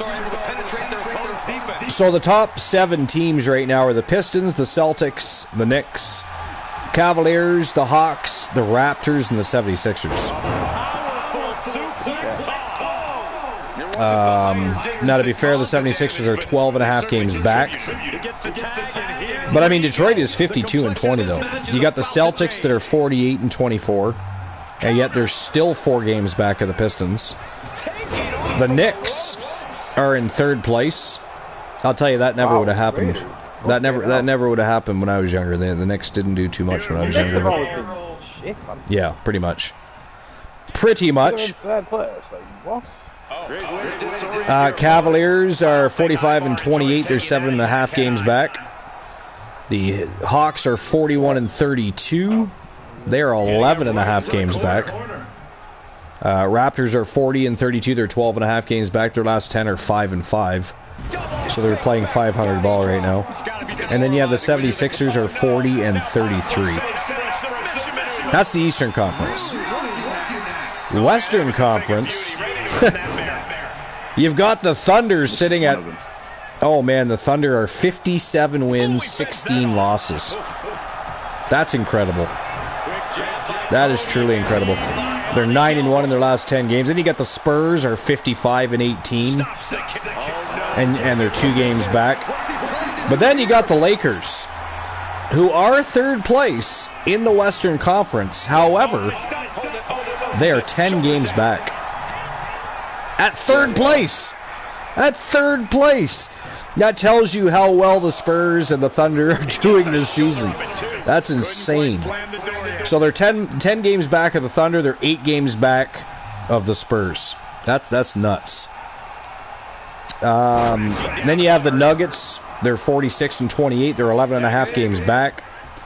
The Timberwolves are 45-28. They are 12 games back. Houston Rockets, who had a much better beginning to the season than they are right now, they're 43-29. They're 13.5 games back. And actually, if you look at the beginning, yeah, they're sitting 6th spot. They're 6th spot, yeah. The Suns. Yeah. The Suns are 40-33. They are 17 games back. This gets funny. The Clippers, 37-36. They are 20 games back. Trailblazers are 20.5 games back. They're 37. wins, 37 losses. They're playing 500 ball. And then you have the Warriors. They're in 10th spot. They're 35 and 38, sitting 22 games back of the Thunder. The next team after that are the Pelicans, and they are 32 games back. 32 games back. That's insanity. That is just insane. Insane. So if we look at some of the games, we had some games yesterday. We got some games going on today as well, and tomorrow, but let's have a look at yesterday's games. So yesterday we had the Lakers and the Pacers playing, and the Lakers won 137 to 130. The Hawks beat the Pistons by literally 1 point in overtime. It was 137 to 130. Or sorry, 130 to 129. I was looking at the Lakers and the Pacers still. 130 to 129 was Hawks over the Pistons. Chicago Bulls lost by 20 fucking points. That's crazy. They lost by 20 fucking points. The Bulls lost to the 76ers. 157 to 137. That's crazy. The Heat. Well, I mean, the Chicago Bulls haven't been the same in a long time, right? To be fair. It's been a long time since Chicago's had a great team. The Heat beat the Cavaliers 120 to 103. Believe it or not, the Celtics beat the Thunder 119 to 109. Well, I mean, Celtics are doing good this year, but the Thunder are top of the food chain, right? So it's just, when you hear about them losing, it's like, what? Wait a minute, Thunder lost a game? No way. The Wizards, they beat the Jazz 133 to 110. That's a 23-point margin. 23 points they beat them by. If you think that's bad, though, the Trailblazers beat the Bucks 130 to 99. 31-point difference. Like, that's crazy. The Mavericks lost to the Nuggets 142 to 135. The Warriors beat the Nets 109 to 106. And then the Clippers beat the Raptors 119 to 194. Got some games going on today, however. Pelicans and the Pistons are playing. That's going to be a blowout for the Pistons easily. The Kings and the Magic are playing. And the Knicks and the Hornets play today as well. All of those games start at 7 p.m. Which is like, what, midnight your time, I guess. The Clippers play tomorrow against the Pacers. The Heat and the Cavaliers play tomorrow. Hawks and Celtics. Bulls and the Thunder. Rockets and Grizzlies play tomorrow. The Pelicans and the Raptors play tomorrow. Jazz and the Nuggets play tomorrow. Wizards and the Warriors play tomorrow. Mavericks and the Trailblazers play tomorrow. And then, of course, the Nets and the Lakers are also playing tomorrow. Now, not all of those games start at 7. The last game to start, there's only one game that starts at 7. That's the Clippers and the Pacers. The rest start at 7:30, 8, 10, etc. Heat and Cavalier at 7:30. Hawks and Celtics at 7:30. Bulls and Thunder start at 8 p.m. Rockets and the Grizzlies are at 8 p.m. Pelicans and Raptors at 8:30. Jazz and the Nuggets are at 9. And then you have Wizards and the Warriors beginning at 10. Mavericks and Trailblazers also beginning at 10. And then last but not least, the Nets and the Lakers begin at 10:30. So some late games there. Some late games there. For anybody that wasn't tuned in earlier, we did talk about, and if you're a football fan, we were talking about the FA Cup earlier. We can, of course, just run that back just a little tiny bit. So the final 4 teams, well, actually it's the final 8 teams, the final 4 matches in the knockout rounds, you've got Chelsea,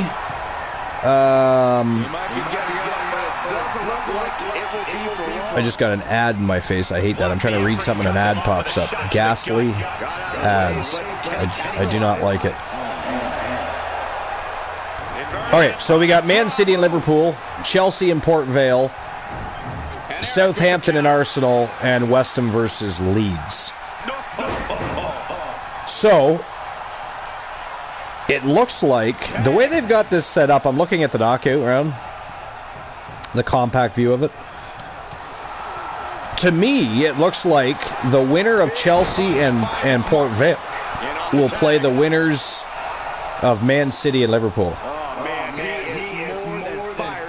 That's the way it looks to me. I mean, if you bring it up, Luke, if you bring up the...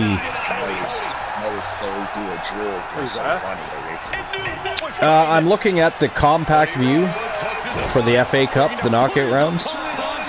And right, it looks like the winner of Chelsea and Port Vale will play the winners of Man City and Liverpool.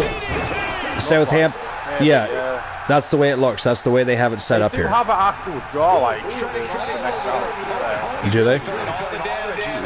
Yeah. And then you have the winners of Southampton and Team Arsenal will play the winners of West Ham and Leeds. How dare you belch on our live show? Ghastly. I thought we banned you from. You're not supposed to be drinking soda. I'm drinking Dr. Pepper. How dare you? I actually like Dr. Pepper. It's not a. I don't drink a lot of pop, but I do. Yeah. So yeah, that's the way, to me anyways, that's the way it looks to me, the way they have it set up in front of me.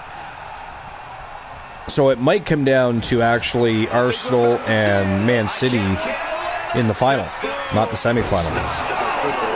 I mean, if they get through everybody, obviously. I still don't think it's the final. That Wembley Stadium, this should only be the final. Yeah, no, I agree. Yeah, I agree. I agree with that. What do you think about that, Moon? What do you think about the final game being played in Wembley? Or, well, sorry, the entire knockout round, I think, isn't it? No, it's the semis. Is it just the semis? Just the semis. The semis played at Wembley, and the finals played at Wembley. I don't like the semi-final being played at Wembley. Wembley should only be the final. Should only be the final, yeah. What's your opinion on that, Moonrider? Do you have an opinion at all on that? Moonrider fell into the abyss again. I know. And meanwhile, you know, you've just been talking to him 30 seconds prior to that type of thing. Let's see here. I don't like that.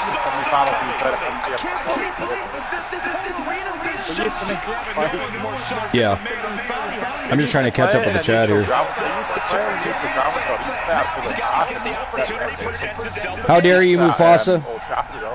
I see Mufasa's message in the chat. I'm saying Street Profit since Elijah Archer got a new look. How dare you, sir, join Team Rocky Blazing Star and wishing ill will upon the coalition. How dare you? Question of the show. Who is your top 5 best tag teams of all time? There are no wrong answers. It doesn't matter which promotion they come from, which brand they come from, none of that matters. There's no wrong answers. What are your top 5 best tag teams of all time? Oh, look at this. Just cranking ahead. That's gonna hurt. Let's see. Moonrider said the NBA does the same thing. I'm not sure what he's referring to. We'll have to ask him when he's back on the broadcast booth. He's referring to a new, when they play out a neutral ground, I think. I can't remember. I haven't paid full attention to the NBA in the last few years. It's just the NBA for me hasn't been exciting enough for me to want to watch it throughout the entire. Now when the playoffs come, I'll be paying more attention.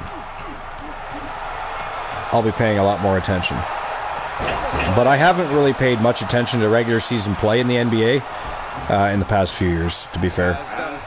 So I can't remember if they play at a neutral ground. Would you like the playoffs to be at a neutral ground than somebody playing home and away? Rather, well, I mean, if you look at the way the NHL does it, they don't go to a separate arena or stadium to play any of the playoff games. You either play away or you play at home. That's just the way of it. No, there's no neutral ground. In football, all finals are neutral ground, so... And what's the definition of neutral ground anyways? Because it largely, that neutral ground largely depends on who's reffing the matches. Oh, yeah. So is it really neutral ground? So, oh, that is it. That is all. The American Nightmare, Cody Rhodes, wrapping up the match with a W over Eric. So the winners of the match and moving on to the Joe Linck Tag Team Tournament as the final entrant in the tournament, representing Team Hardcore Country Luke, the American Nightmare, Cody Rhodes, and Luke the Gooner. They are Team Arsenal. And they are now officially entered into the Joe Linck Tag Team Tournament, which again is going to be this Sunday afternoon. You don't want to miss it. It is going to be absolutely phenomenal. But that is our final entrant. So our final entries into the Joe Linck Tag Team Tournament are as follows. We have the Wolfpack representing Team Glenola. We have the Vision representing Team Rocky Cross, or here on YouTube, Rocky Blazing Star. We have MFT. We have the Lucha Brothers. Representing Team Boss Apollo, we have the Deleters of Worlds. Also representing Team Rocky Cross and a.k.a. Rocky Blazing Star, Dark Vengeance has made it into the tournament. And last but not least, wait a minute, I didn't add the Coalition to that, did I?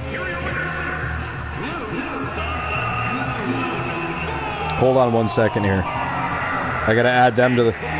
I almost forgot to add them in. Alright, so the Coalition, and of course, last but not least, Team Arsenal. So it's gonna be a hell of a tournament.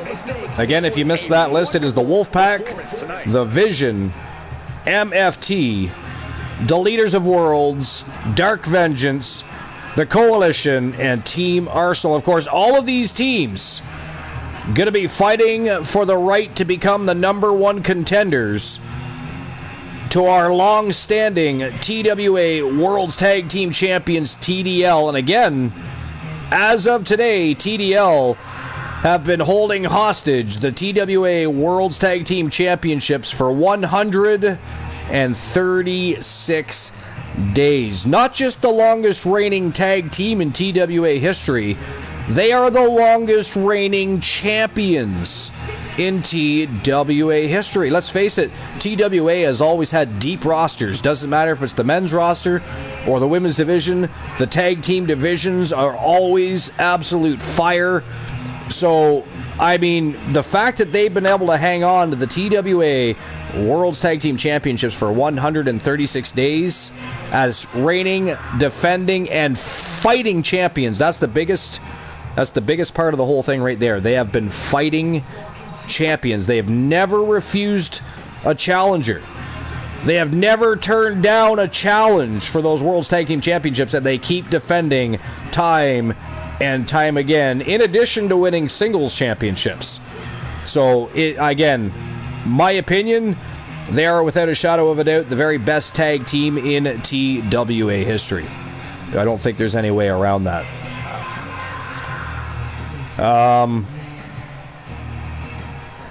Alright, so, Question? you have a question? Yeah, what was the question? Because I couldn't answer. I was in the coffee shop. Okay, this is asking, like, you know what you're on about, like, what do you think of the neutral ground? Memory State, like, Memory State, To be honest, I know it's been the same since, like, I don't know if they've done it during, while the Wembley Stadium was basically it's been like for a while, for ages now. I just thought I mean, I know where I'm used to it, but I think at the same time, on the other hand, I think it's just pretty silly, to be honest, in my opinion, to add the semi-finals of the FA Cup as a neutral ground. Yeah, well, that's just my take. That's what we were talking. Is we don't necessarily. One of the things I talked about with Luke not too long ago was the fact that I always thought that, again, I've only been paying close attention for the last 2-3 years, but I would rather see football have a similar playoff style as the NHL, where you have to make the playoffs, get through those playoffs to see who the actual... They do that in the championship. They do that. Yeah, but it's separate though. It's separate. It doesn't count towards their records. It doesn't count towards their goals. Nothing. In the NHL, you make the playoffs. You got to fight through the playoffs to make that final to become the league champions. That all tallies your any points you get in the playoffs add to your regular season record. Would it work though? Would it work though for that type of football? Because you've why not? Got the domestic competitions and stuff like that. Why not? I mean, it wouldn't be any different. I mean, for me personally, it'd be harder to have a format like that in the NHL than it would be in football. I'm sorry, but it's a lot. It's a lot harder. Would you like to scrap? So would you have to scrap those domestic competitions then, or would you have to? No, because because it's separate. They could still have them. I mean, the NHL still has World Cup hockey. They still have Olympic hockey. They have stuff on the go too. But what I was going to say is... I do like the playoff idea of American sports, don't get me wrong. Just would it work with our football, is what I'm saying. Oh, it would definitely work. How would it not? Because I personally think it's silly. Just because you were the top team in the regular season doesn't mean you should automatically be handed a trophy.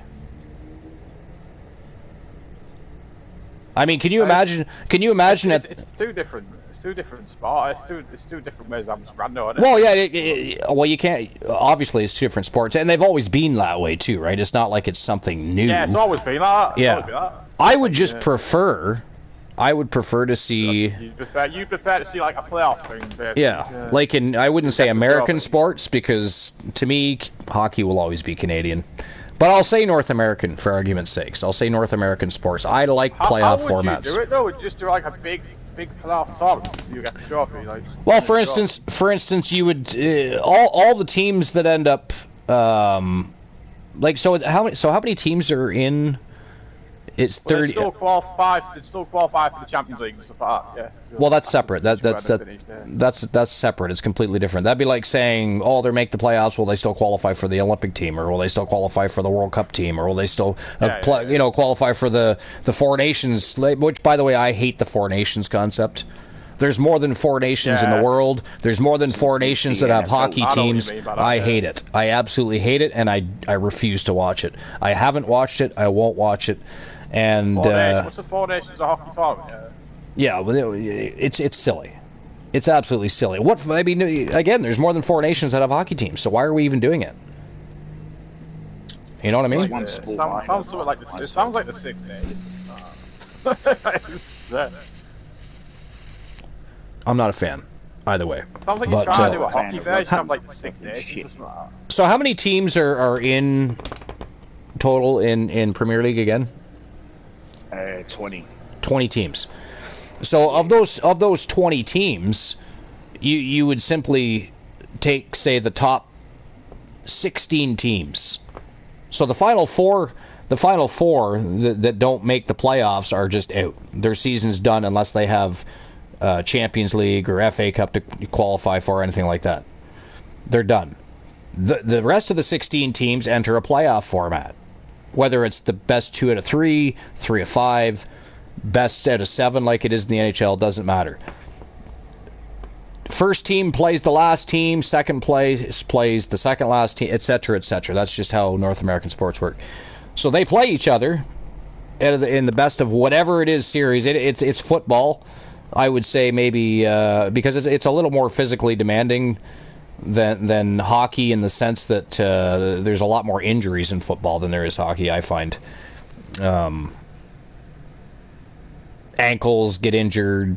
You know, they have feet. You know, there's things that happen that just don't happen in the NHL. But I think it would be a fun format for them to try. And again, then you will know after the end of the playoffs who the top team really was. I mean, sometimes you find the top team in the, like, let's look at the NHL for instance. Look at the year the Boston Bruins broke the record for the amount of games won in a single season. They beat that. They had a phenomenal regular season. But guess what happened to them in the playoffs? They lost 4 straight games and got beat out in the first round. Right? So they were they at the end of the day, were they the top team in the league? No. They got the most points by the end of the season, but they weren't the top team. They got beat by a lesser team. You know, it makes things more interesting. The only thing I wish they would change as far as NHL goes is I would personally like to see, instead of first in the East plays 8th in the East and second plays 7th, third place, you know, etc., etc. I would prefer to see the East and the West still play each other throughout the playoffs. I would like to see, instead of the way they do it, have the first place in the East play the last place team in the West, and so on and so forth. That way the East and the West are still playing throughout the entire playoffs, because as it is, the only time outside of the regular season, the only time you see East and West play in the playoffs is the final game. The final game. I think when it comes to playoffs, the East and West should be playing each other. Which conference is better? Just because a team wins the Stanley Cup doesn't mean they had the better conference. Because the Eastern Conference is usually better than the Western Conference, but the Western Conference has won Stanley Cups. You know what I mean? I think they should change that. I've always thought they should change that. I don't think they should be playing just within their own conference until the very final game. I think that's crazy and silly. I've never really liked that at all. But yeah, I mean, let's face it, football's not going to change their rules and regulations and add playoffs to the... It's not going to change. It's not going to happen. It's always been that. Just always been that. Like, but I'm just... We always have relegation. It's I think it might be because we have relegation. No, we don't have... Like, you Americans don't have relegation. Yeah. But I'm just saying it'd be cool if they did have that kind of a format. But neither here nor there, really. You know? It would be interesting to see how it would work out, Like, what's a change? I guess this applies to you too, Moonrider. If you were to change one thing about how the formats work in football, what would you change?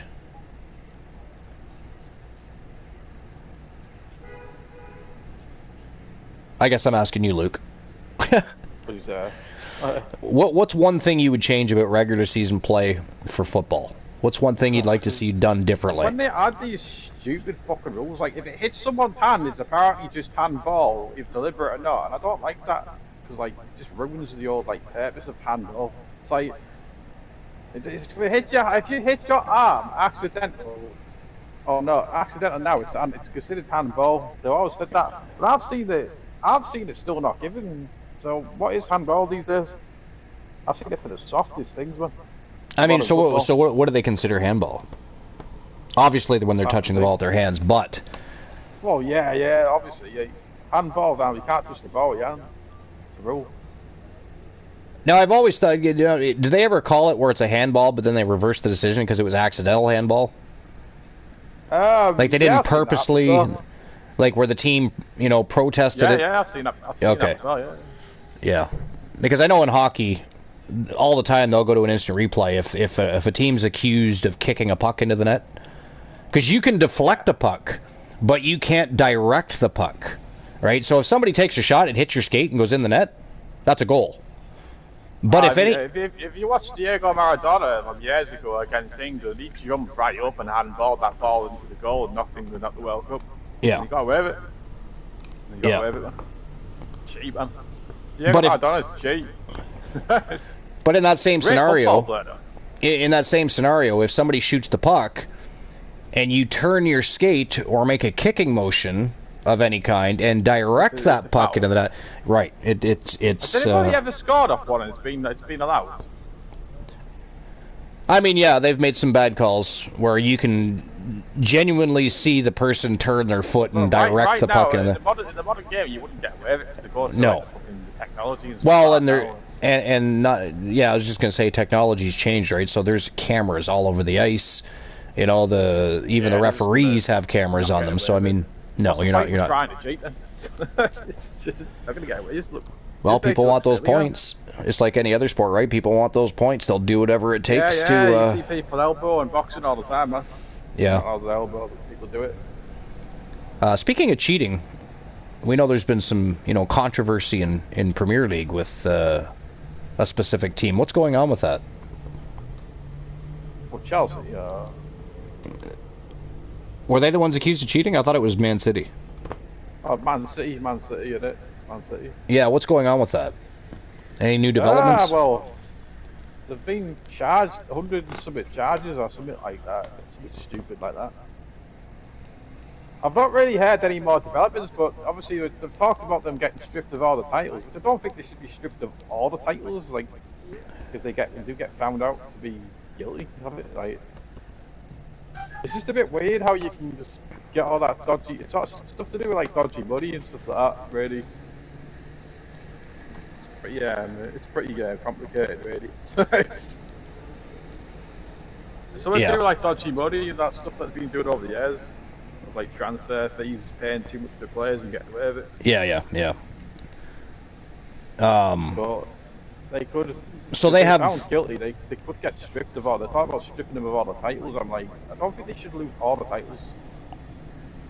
That's just a bit Mufasa says, pretty sure they don't have a tag finisher set up either in TWA. No, I don't think you ever bothered to set one up, which is funny because, I mean, they don't seem to need one. They just keep beating everybody. So that's an interesting fact. Yeah, I'm pretty sure you're right about that, actually. Lakers are playing tomorrow. Brooklyn Nets first. Yeah, we already talked about that. We already went over all those games. 2:30 a.m. on Saturday. That's harsh. That is harsh. That is harsh. Because over here, that's obviously not quite that late. It's only like what? It's 5 hour difference. So that's like 9:30 our time. But 2:30 in the morning to have to stay up and watch a game is that's brutal. Yeah, it's UK time. That. Well, it's definitely UK time. Yeah. Yeah, because it was Moonraider. He put it in the chat room, so I automatically assumed he was going by UK time there. But it'd be 9:30 for us, because again, there's that 5 hour difference. So. Well, yeah, he is English like me. So. He is indeed. Then you've got Rocky Blazenstar, who does support a team, but claims he is not a football fan. No. He is not a football fan. I believe, and Rocky will correct me if I'm wrong, but he said that he supports the team he does because that was his dad's favorite team prior to his passing, I believe. Some people that do that, though. Yep, and there's nothing wrong with that. Nothing wrong with that at all. At least he's still, he's keeping up on things for his dad. They don't actually like football, though, but they still support the team because a fucking family member does or something like that. The Claymore show-off. Actually, you know what? They do have that applied because we applied that not long ago. I don't know that I've seen them use it yet, though. Because we were talking on Discord, I believe it was, Mufasa, about that, and I had told you I had updated it. So we'll have to pay attention on Wrestle Wars Genesis to see if they utilize that or not. Because I'm pretty sure in their last tag match they did not. I could be wrong about that, though. But here we go, our next match of the day, our first championship match as well. It is a TWA Underground speed match. It is a rematch between Danhausen and Moondust. It is Danhausen versus Moondust 2. Let's get the ball rolling and keep things rocking and rolling here for TWA Underground. We now have our 4 new teams added to the Joe Linck's Tag Team Tournament. Now it is time to continue on with our day. 5 championships on the line. And we're going to start things off right now with Danhausen versus Moondust. All right. Luke, what do you think? Danhausen or Moondust? Moondust did beat Danhausen last time, but it was a very tight matchup. It was a very, very close matchup. And Danhausen, of course, picked up a victory outside of his rivalry with Moondust. is now jumped back into the spotlight for a second shot at the Speed Championship. However, a bit of a different circumstance this time. It's not a regular TWA Speed matchup. This is a TWA Underground Speed matchup. So Speed match rules apply, as do Underground rules. So it's going to be very, very interesting to see what happens here. They're stepping into new territory because Moondust has not had a TWA Underground Speed match. Neither has Danhausen. So it's going to be interesting to see how they adapt to this. And anything can and will happen. It is TWA Underground. This is one of the toughest shows to try and pick up a victory on. I think everybody will agree with that.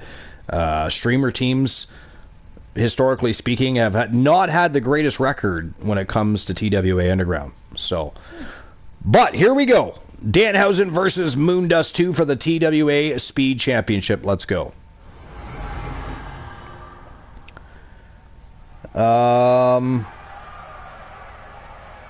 Time for Danhausen to get demolished, Moon says. Curse him. I mean, I think he'll probably be the one doing the cursing. You know, he, after all, is very nice, very evil.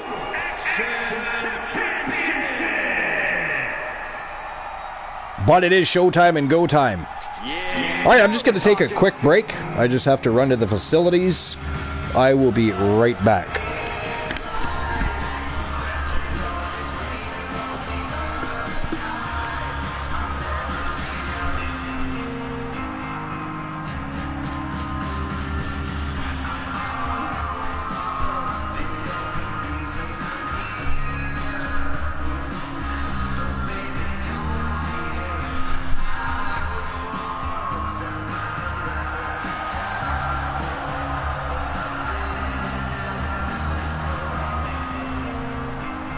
This man is made for the underground. Now we are looking at a precision striker with an extremely deep arsenal. His punches and kicks are game-changing, but he might struggle with the game here.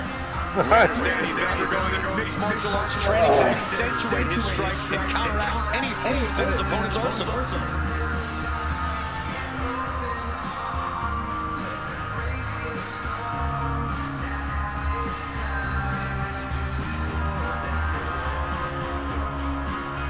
Title match already trending on social media. The challenger knows he has a good chance of becoming champion tonight.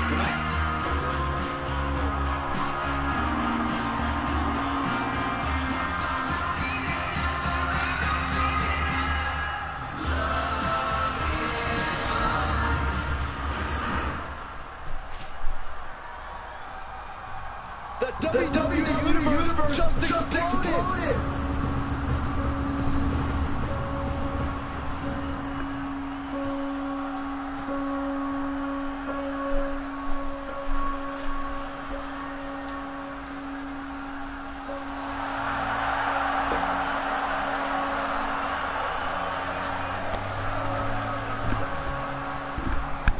Alright, I have returned.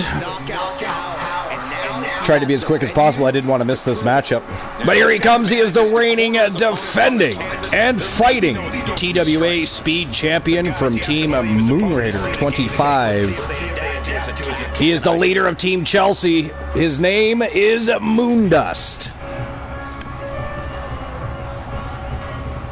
Moondust versus Danhausen 2. And if anybody missed the first matchup, you're definitely going to want to go back and watch that. What a hell of a match that was. What a hell of a match it was. So, we've had a lot of talk about sports today. One thing we have not touched base on is pro wrestling. Actually, we still have to get, I think, did we get, I can't remember if we got all the way through the NBA standings either. Yeah, we did, because we talked about games being played as well. Yeah, we already went through the NBA. But, what do you think of the Brock Lesnar-Obafemi situation? I personally quite like it, mate. It's definitely been intriguing. Right? It's kept us interested.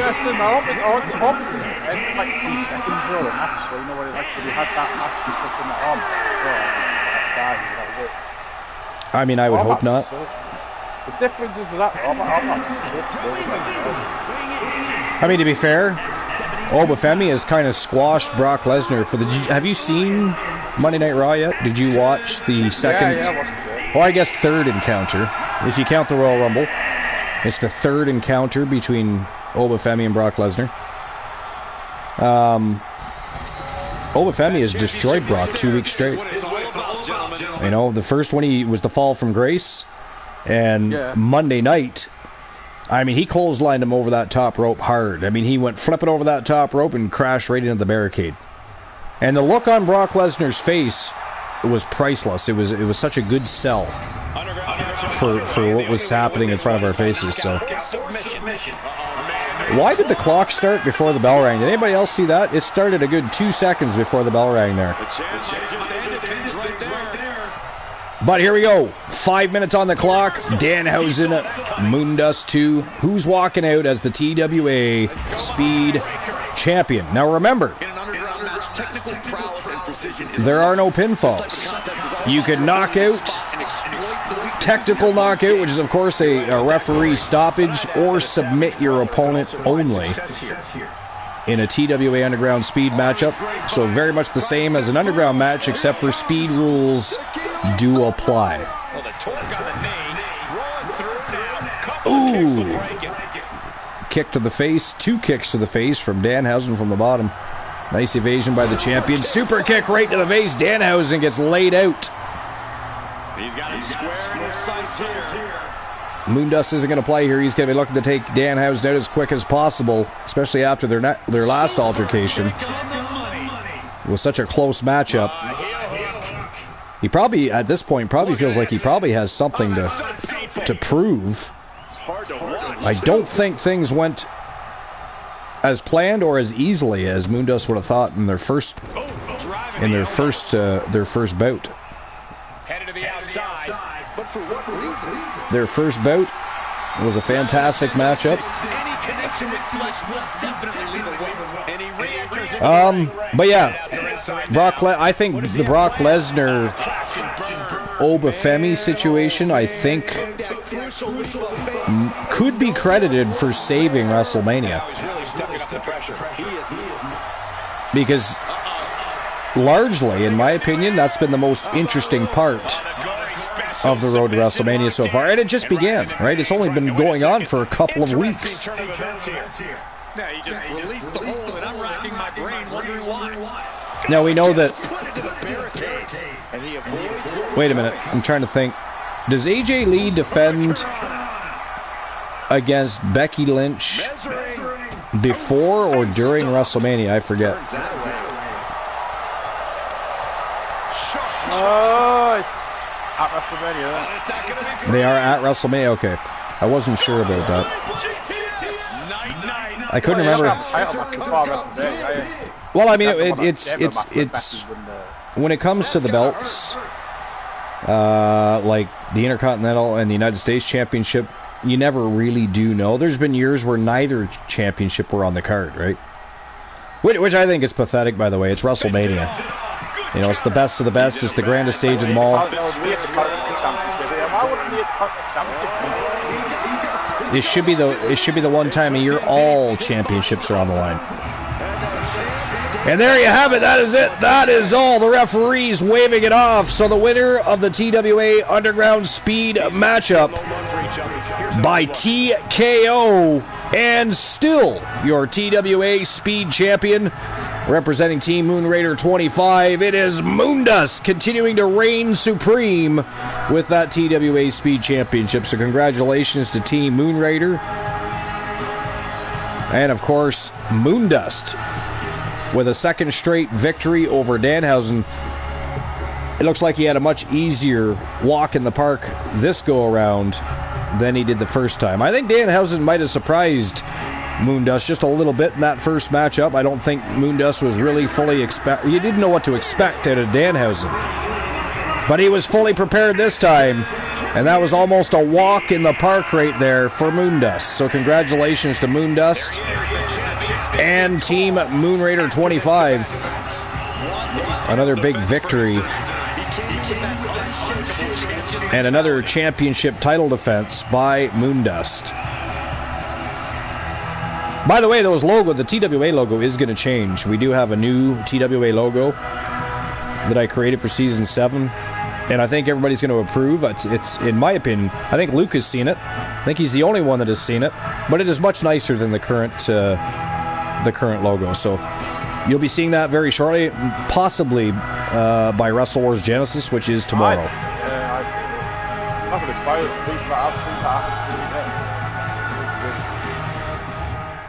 All right, another matchup in the books. Here we go, our next match of the day and our next championship match as well. It is Sister Abigail taking on Anna Jay from Team Mufasa HCC, and of course representing TDL.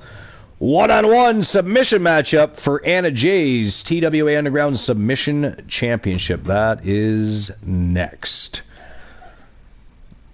That is next. What do you think, Luke? Anna Jay or Sister Abigail? Who's walking out with the submission championship, do you think? I guess it all depends, too, whether or not the Wyatt Six get involved. Maybe Anna Jay. As long as it's a fair, straight-up submission match and there's no interference from the Wyatt Six, I think Anna Jay has a very strong chance here of retaining. Anna Jay has a strong chance to win this. Yeah. I think she does. I think so, too. I think so, too. But that is our next match of the day for the TWA Underground Submission Championship. Sister Abigail, also known as Nikki Cross, taking on Anna Jay from TDL. Here we go. Time to turn and burn. Mufasa, of course, also defending his TWA Submission Championship today. That will be, of course, our next matchup of the day.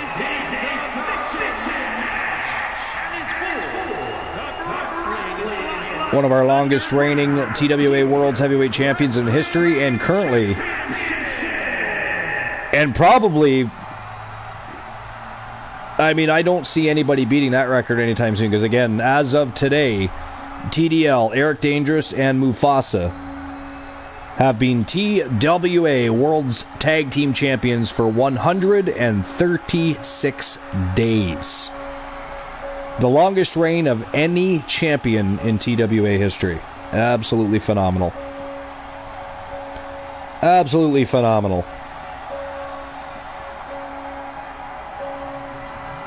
And here we go. We're just waiting on Sister Abigail to make her way to the squared circle. Quite likely with the rest of the faction, I'm sure. They never leave each other's side. Wow. Is she coming out by herself? Holy shit. Okay, I didn't expect that. I mean, just a few moments ago, I was literally saying with Luke, you know, as long as the Wyatt Six doesn't somehow get involved in this matchup, Anna Jay, of course, has a very large chance on defending that championship. She is a master-class technical wrestler, and certainly deserving of being called the TWA Submission Champions. So, not that I have anything against Sister Abigail, but Anna Jay is one of the baddest women in the division. Mufasa says, I'm saying Brock beats Obafemi. Well, it makes you wonder, doesn't it? It does make you wonder. The other scenario is maybe neither one of them actually win the match. I don't know how that would play out or what that would look like, but there are possibilities. There are possibilities. But as I just said to Luke, I mean, Obafemi has destroyed Brock Lesnar 2 straight weeks. 2 straight weeks. So does he continue to destroy Brock Lesnar all the way up to WrestleMania, then again at WrestleMania? It's largely going to depend, in my opinion, on whether or not Brock Lesnar is able to get a leg up over Obafemi leading into WrestleMania. If Lesnar gets some sort of payback between now and WrestleMania, we just may see Obafemi pick up that victory at Mania. We just may see that. Otherwise, I don't know. I find it hard to believe that Brock Lesnar is going to get destroyed every week leading up to WrestleMania and then still losing at WrestleMania. Or again, like I said, maybe some other scenario plays out and neither one of them win that match. That is a possibility. It is a possibility. I'll be honest, I'd like to see Oba win, and to me, it looks like Brock Lesnar is more than grooming him to become the new beast, if you will. We're going to have a new ruler as far as WWE goes in Oba Femi. He's definitely a future world champion, whether that's the Undisputed Championship or the World Championship.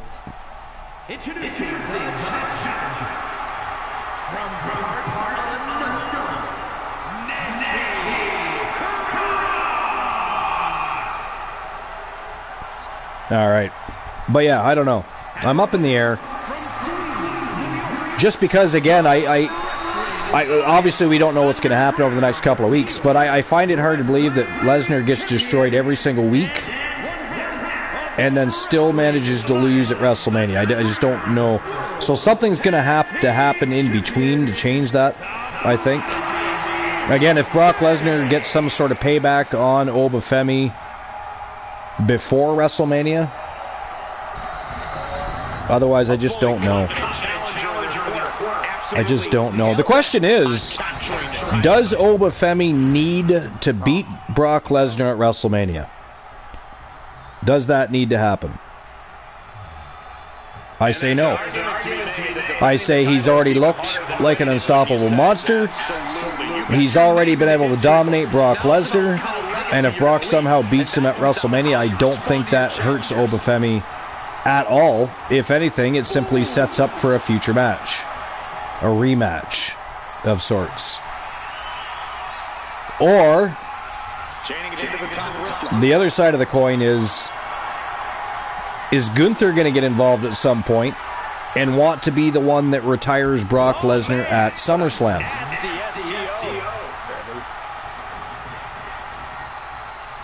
And that leads to yet another question, doesn't it?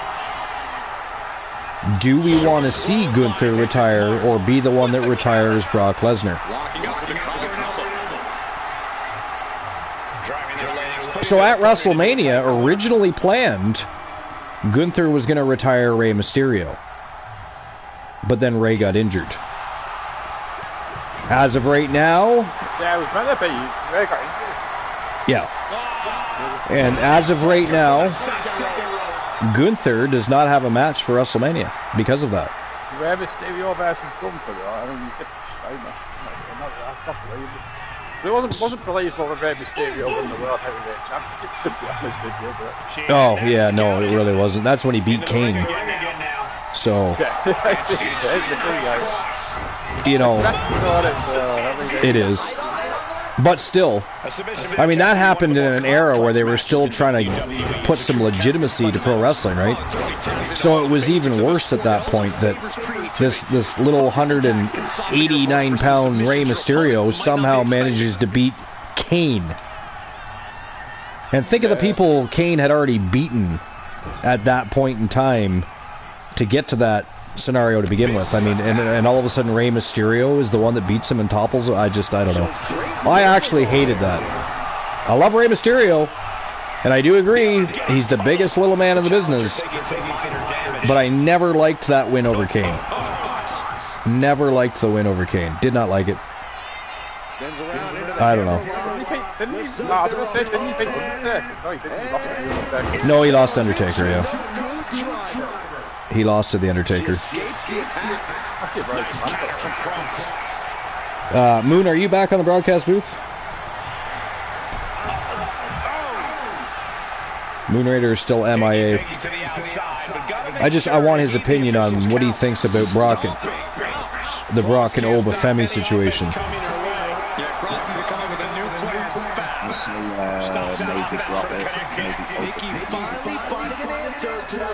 You think Oba Femi will beat Brock?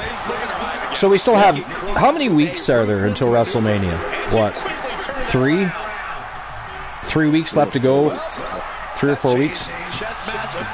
I think what needs to happen is Brock Lesnar does eventually need to have a week where he's able to put one over on Oba Femi. I think. Would you not agree? What about Robert? Like, would you prefer to see Brock just keep getting destroyed up to WrestleMania, or do you want to see some more balance there before WrestleMania actually takes place? Yeah. Yeah. I understand he's getting over, though. I understand it, but... Yeah. 2 weeks in a row, he's just made Brock look like nothing. Yeah, it's kind of crazy, right? But now Brock Lesnar's going to go all out over February after he's been destroyed 2 weeks in a row. I mean, I guess, yeah. I don't really know. I'm trying to find that article that I was talking about earlier.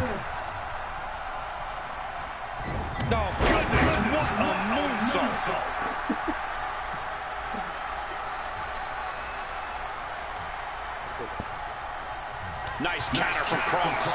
Heading back in. Let's see if I can find it here. Apparently, Karrion Kross is sparking WWE return rumors.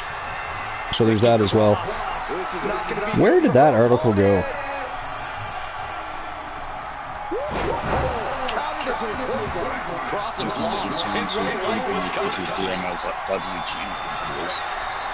Sorry, say that again.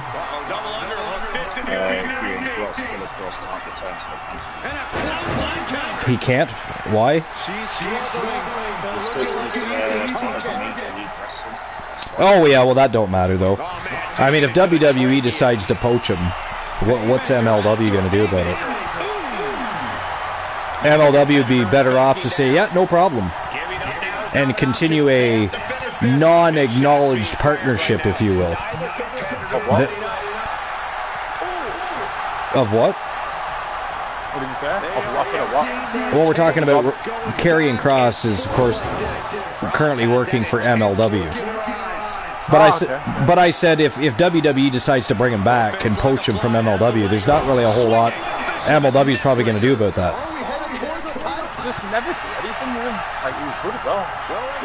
I mean, I don't understand why Karrion Kross was released to begin with. So, yeah, I don't know. To be fair, they weren't doing anything great with him, and there was so much going on around him that I think they were having a tough time trying to figure out where he fits in. So maybe this little break can change that up a little bit. You know what I mean? Maybe they can find... They got to find something for Karrion Kross. There's no way you can't find something for Karrion Kross. I don't know. I think it's crazy that Karrion Kross is in MLW. Oh, look at that. That is it. That is all, ladies and gentlemen. The winner of the match by submission. And still your TWA Underground submission champion representing TDL and Team Mufasa HCC, Anna Jay, going home with her gold with a big win over Sister Abigail from the Wyatt Six. So congratulations to Anna Jay and, of course, Team Mufasa HCC. Another big win for the TDL faction. Another big win for the TDL faction.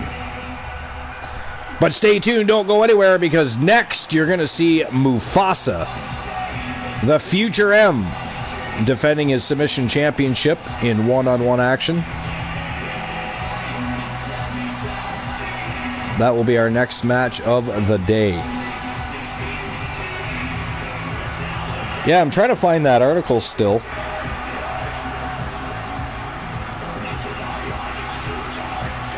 Problem is the page refreshed and the article disappeared. And now I can't seem to find it anywhere. But it literally said something big is happening for TNA.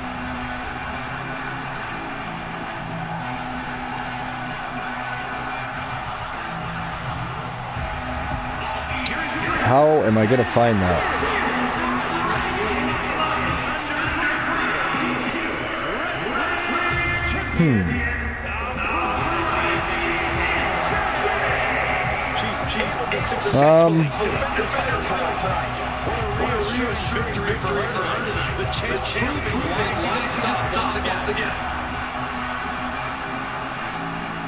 Yeah, I don't know. I can't find it. I don't know what happened. I was literally looking at it.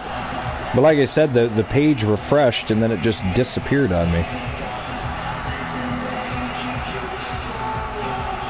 And I don't see it at all now. It's almost like it was removed.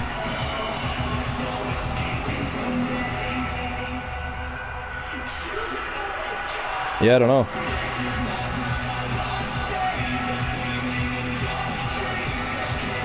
Let's try to narrow this search down a little bit here.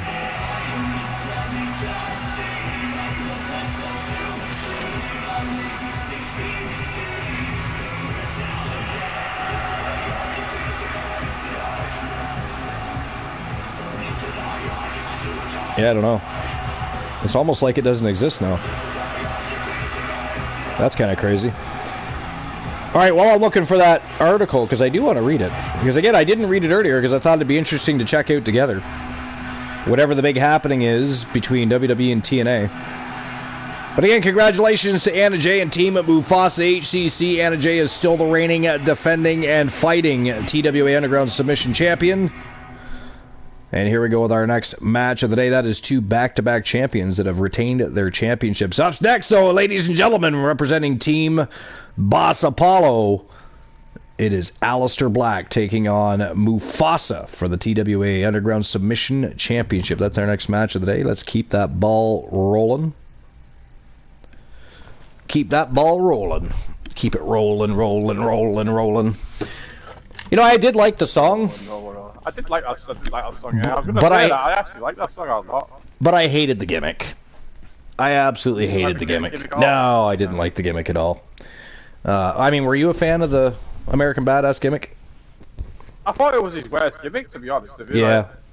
And from the time, I mean, people cheered it in the beginning. I still liked it because it was the Undertaker. It's just like the Undertaker. The Undertaker to me, but it was his worst gimmick. No, well, I agree. I didn't like it either. People cheered at the beginning, but then after a while, it got stale pretty quick, and people were just begging to bring back the Dead Man, right? At the end of the day, that's what happened. My dad wasn't too keen on the American Badass gimmick either, to be honest. His favorite wrestler was the Undertaker. Yeah.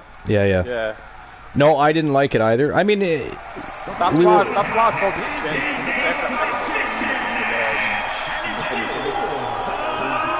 Yeah, exactly. Yeah. What? Why? Ready? Oh, what's going on with your lights? I don't know. I turned it on the other day.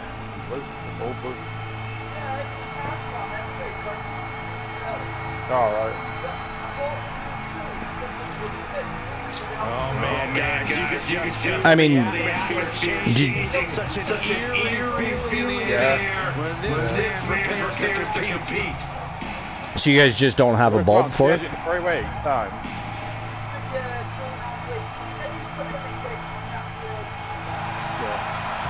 Well, is it a situation? You can put a bit. You have got a bit of light in the system there, like. Yeah, for now, yeah, it's not too bad. I mean, is it just a situation where it's hard to find the bulbs for that light now, so you need an electrician? Or does the light fixture itself have to be fixed because it's blowing bulbs?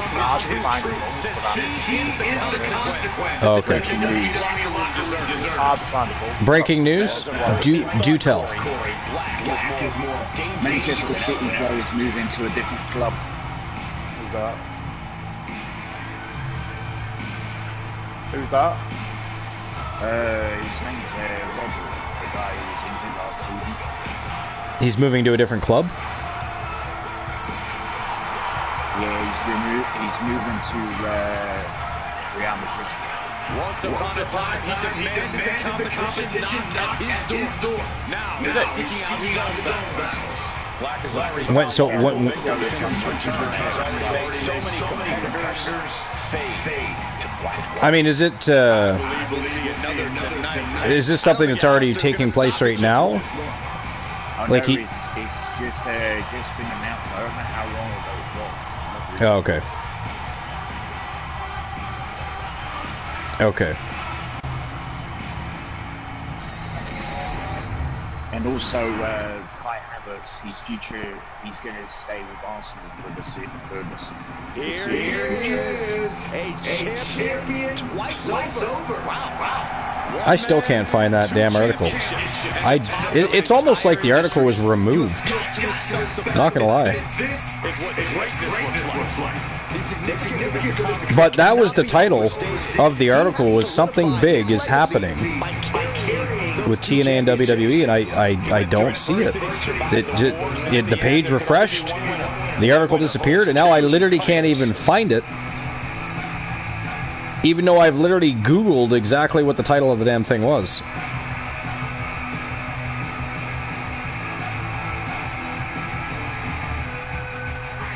I'm trying one more time because I want to know what's going on. Inquiring minds must know, damn it.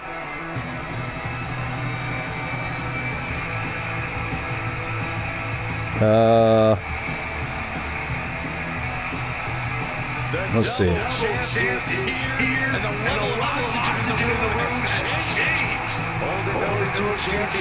All right, here's something from 19 hours ago. It says something big is coming. TNA World Champion Mike Santana is set for a WWE match. That's interesting. I mean, Mike Santana is going to get... Mike Santana probably will get signed. So, do you take TNA's World Champion and put him on NXT, or will he go to the main roster, do you think?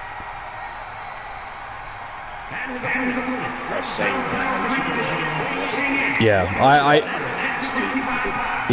I don't think there's any reason... They don't need to... I mean, it was different with Joe Hendry. Joe Hendry's still fairly new to the average person.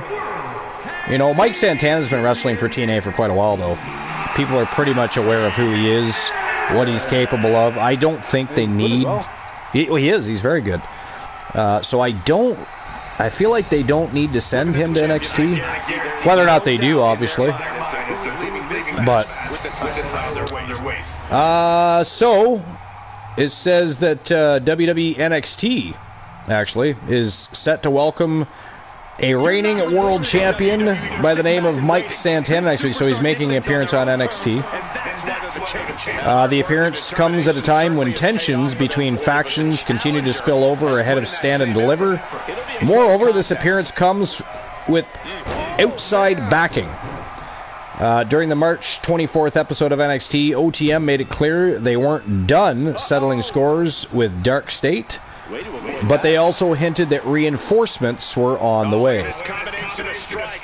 Mike Santana, of course, joins OTM for a six-man tag team match on NXT. So that's what's happening, is Mike Santana is joining OTM for a six-man tag team match. In a backstage interview, OTM addressed their recent actions. The faction stated that their attack on Dion Lennox was about repaying a debt.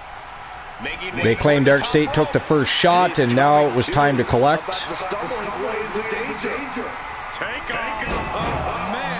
With that, the group revealed they had secured a six-man tag team match for next week's episode. This will serve as the final stop before Stand and Deliver. However, the bigger surprise came moments later. Rather than bringing someone from within NXT, OTM introduced a partner from outside the brand. A video message aired showing TNA World Champion Mike Santana. Santana confirmed he had answered the call and would join them in the fight. Santana didn't waste words, making it clear he plans to handle Dark State on his home turf of New York City. The match is set to take place at Madison Square Garden, adding another layer of stakes to an already heated rivalry.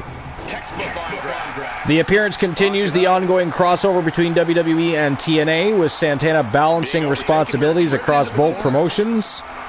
Despite stepping into NXT, he remains scheduled to defend the TNA World Championship against Steve Maclin on March the 27th. So that's tomorrow. Because today's the 26th, right? Yeah. For OTM, this alliance signals a shift from in-house conflict to something bigger. For Dark State, it means their next fight just gained a world champion-sized problem. So that's interesting. What do you guys think about that? Luke, what about you? What do you think about Mike Santana joining a six-man tag match on NXT at Madison Square Garden? Yeah, could be good. And Moon, what about you? Well, I mean, are you a fan of Mike Santana at all?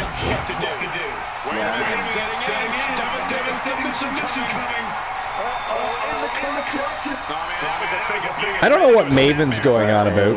I knew it was going to be because New York was his, should I say, backyard. Yeah. I expect Mike Santana, his team, to pick up the victory there, I would think. Have you guys been following Maven lately? Yeah, what's Maven doing like? Well, Maven's going on about the Brock Lesnar Obafemi WWE Raw segment was a little bit awkward. I don't know what was awkward about it. I watched it. I watched the show. First of all, it was a fairly good Raw, first and foremost, so that was nice.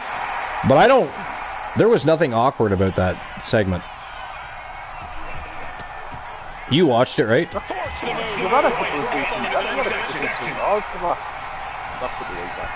So he's saying, I know nothing about this kid, whether he can wrestle. I do know he's impressive. So right there and then, he's not paying attention to the brand then, because he's been wrestling on NXT for how long? No, exactly. He's been NXT champion. I mean, so that makes no sense to me. He's physically just a monster to look at. Maven stated on his YouTube channel, they didn't protect Brock, his legacy, his toughness by having it done the way they did. He keeps saying they. So again, that falls back to what Luke just said. He's not paying attention to the current product because this is all Brock Lesnar's doing. Brock Lesnar is choosing to build Obafemi. Brock Lesnar is choosing to tell Obafemi to put his foot on his chest and stand supreme during the segment. Brock Lesnar chose to let Obafemi give him the fall from grace. Brock Lesnar chose himself to allow a second week in a row where Obafemi pretty much dominates and clotheslines him over that top rope. So again, Maven not paying attention, just really, he's making his own words seem irrelevant. You know what I mean? Watch the game. Watch the story. Watch it. How can you have an opinion when you don't watch it? Like, if I go into a movie, I have to watch it. How can I have an opinion on that movie? With those stupid, maybe he did the damage he mentioned oh, he's wrong on this, he's wrong on that. Yeah. So just Maven saying alone that he's not sure if Obafemi can wrestle, that right there makes me not want to pay attention to anything else that Maven says. Again, Obafemi's been wrestling in NXT for quite some time now. He's been NXT champion more than once. Right now he's called up to the main roster. So for him to say he doesn't know if Obafemi can wrestle or not, again, that makes me not want to pay attention to anything else Maven has to say. Yeah, clearly he doesn't, yeah. Mufasa said Karrion has always been a weird name to me. I would rather change his name to Killer Cross and keep it like that. Oh, look at that. That is it. That is all, ladies and gentlemen. The winner of the match by submission and still the TWA Underground submission champion with a big win over Team Boss Apollo's Aleister Black. It is the future M, Mufasa. The 136-day reigning tag team champion defends his Underground Submission Championship again. And that's what I was talking about earlier. TDL's not just winning tag team championships. They're not just defending tag team championships. They are winning and defending singles championships. They are a fighting faction, whether it's singles competition or tag team competition. And that's where I disagree with Boss Apollo's theory that they are the second best tag team in TWA history. To me, TDL are the very best that there's ever been in TWA as far as tag team goes. And if they continue their runs as singles champions, they're going to be making a case for being some of the best singles champions in TWA history as well. Mufasa's already accomplished that by being TWA World's Heavyweight Champion for 103 days. So that's now been beaten, but that doesn't negate the fact that he was 103 days as champion. So that's crazy. Of course, Humboldt set the original bar with 96 days or 98 days. I forget which of the two. But going back to Maven, right? Basically, like, why don't you just say that? I don't watch the current product, so I don't have the full opinion, but he looks athletic, he looks strong, and why don't you just say something like that instead of just saying, "No, I'm resident." Clearly, clearly, Maven is a fucking clown. I mean, yeah, you're not wrong about that. He just doesn't watch it. Why didn't you just? The fucking dude that's never won a championship during his time with the company, and he doesn't watch a dude that's a future world champion. Like, he's making himself look like a clown on his own fucking podcast. I don't know if he really should be making a video on something he doesn't know enough about. Like, yeah, exactly. Especially on YouTube. I didn't watch the video. I was just reading an article. I would imagine he got jumped for. Like, he doesn't watch the current product. That's why. Yeah, exactly. You have to watch the current product, but when you're gonna do a video like that, exactly. You can't wrestle. You should. If you're gonna do a video like that and make comments like that, you should at least know what the hell you're talking about. Because again, one of his first comments were he doesn't know if Obafemi can actually wrestle. Well, have you been living under a rock? Like, why are you making a video at all at this point? Would be my first question to him. Is why are you even making a video? You don't know. What do you mean you don't know if he can wrestle? He's been NXT champion more than once. He's been wrestling in NXT for quite a spell, dominating the roster. And again, he's being handpicked by Brock. Him talking about how it's hurting Brock's legacy. Well, I guess Brock is hurting his own legacy then, because it is literally his call. You know? Like, he has no idea what he's talking about. All right, here we go. Co-main event of the day. For TWA Underground, it is a triple threat elimination style matchup. Blake Monroe, Tiffany Stratton, who of course came down in the last TWA Underground World's Championship Gold Rush tournament as the two that faced each other to face Nightshade in the championship final. Both getting a rematch against Nightshade. Both Blake Monroe and Tiffany Stratton going to be looking to dethrone Nightshade from Team Sir Jack the Great One today. Can they get the job done, or will Nightshade reign supreme again? We're going to find out. That's our next match. Let's keep the ball rolling. Let's go. All right. So Tiffany Stratton's in the match for you, Luke. I don't think anybody manages Blake Monroe. No, I don't think so. Yeah, she is, yeah. How dare you hit me with a chair, Rocky Blazing Star? I see that. That is ghastly. Moonrader says Montreal Canadiens to win the Stanley Cup. Maybe, I mean, I don't know about that. I mean, it's possible. It's definitely possible. That'd be kind of cool, in a way. I mean, they're the rival team to my team, but my team's not going to be, they have no hope. They have zero hope on Montreal and Toronto, absolutely. Absolutely. Yeah. Have been for many, many years. Many years. Who's been the better team? Well, those two teams have won the most Stanley Cups of any other team, but the Montreal Canadiens have won the most Stanley Cups in history. I believe at 23 or something like that. 1967. It'll be 60 years next year. Yeah. Oh yeah. Oh yeah. But yeah, it is what it is. Toronto's not going to make the playoffs, but well, they need to rebuild.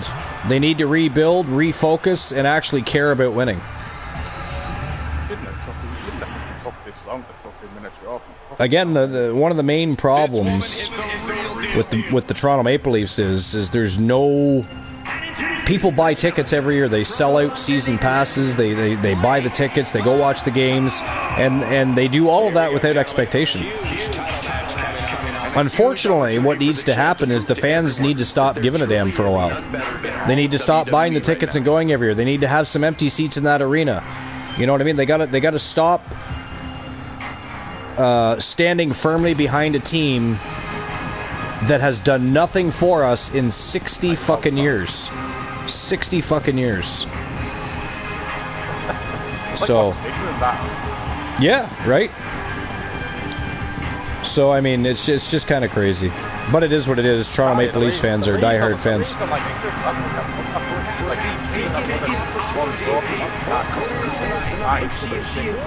Yeah, the year before Toronto, yeah. So next year will be 61 years for them. 60 years this year. Crazy.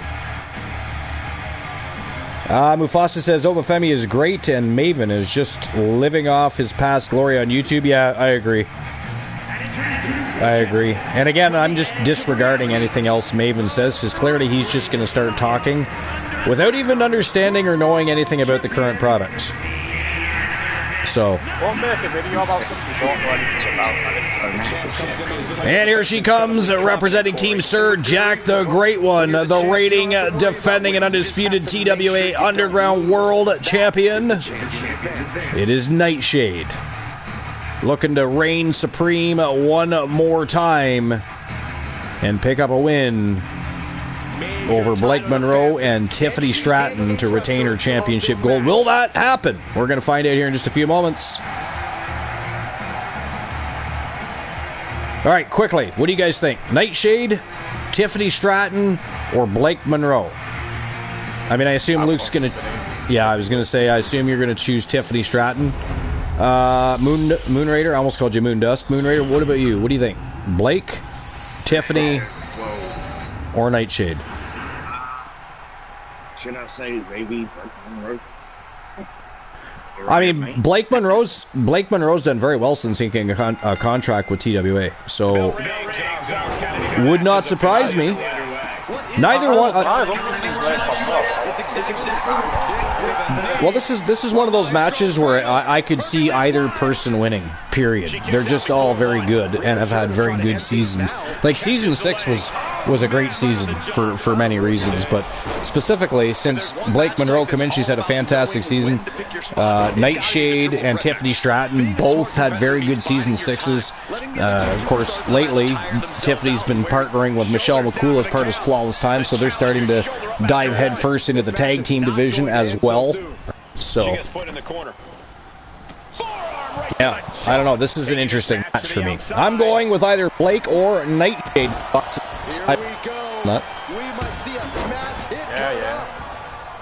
I can understand. I wouldn't be surprised no matter who wins this matchup. It's Tiffy time. And she's fine taking this to the outside. That's a good way to make your presence. It is definitely Tiffy time, but apparently it is all night. And if we're speaking of today, we said it's Tiffy time. So, Blake Monroe and Nightshade time. Talking about specifically this matchup. She's trying to make it an early night. And a menacing look. But anyways, what were we talking about? Maven. Is Maven gonna end, like, I just don't know. I've never really paid a whole lot of attention to what Maven says anyways. I've never been a big Maven fan. I mean, what's he done? And like Mufasa said, I do quite like a lot of his videos that he's done now, but that was Stratton was scouted there. The only thing that he's done that was, should I say, strike after strike. Was kicks to the leg. Just like that. Yeah, that's basically his claim to fame. Right there, that's his. Yeah. That was all he did. Yeah. Yep. Like Mufasa said, Maven is basically living off past glory on YouTube, and I think I pretty much agree with that. I think he's. Nothing wrong with him having a YouTube channel and stuff, though. Nothing wrong with that. Effective counter. The only person who I would rather... It seems like she's looking to take things up a notch or two. Yeah, she's definitely got something big planned with this table. And that has somebody searching for answers. Oh, saw it coming, got an elbow for their trouble. Yeah. Good grief. Fishing for something beneath the ring. What's the show? It does not look like there is any change in her mind about it now. If anything, I think that might have just set the champion off. The time for she thinks she has it. Not what it's called, right? Powering out in one. She likely knew that wasn't enough. She's just keeping the pressure. By the way, Luke, did you ever answer today's question of the day? Like your top 5 tag teams? Sheer desire to prove Be your top. on top. Who would be your top 5 tag teams? Beautiful. Just tag teams, and it doesn't matter what promotion, what brand, none of that matters. All time, just anything like. Of all time. Takedown, skull first. She'll take things into the ring. Here comes that rolling fireman's carry. Difficult. Rolling through. Maybe Strong kick. Dudley Boys. Foot in the corner now. Maybe Dudley Boys. She reverses. Dudley Boys, okay. Opportunity. Hardy Boys at number. Well, I don't know actually. Hardy Boys are definitely on my list, as are the Dudley Boys. Definitely on my list. Not my list. Dudley Boys, Hardy Boys. Definitely going to hamper your ability to fight. Big elbow. Yeah. Skull first. I really wish Motor City Machine Guns had came to WWE sooner.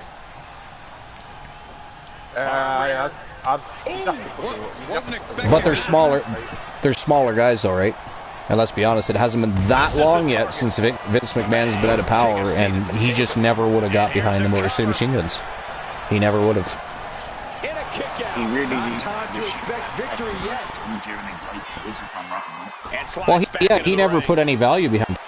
This place is going insane. There was a point in time where he did, but then, you know, that faded out and never really changed over the course of 20 plus years.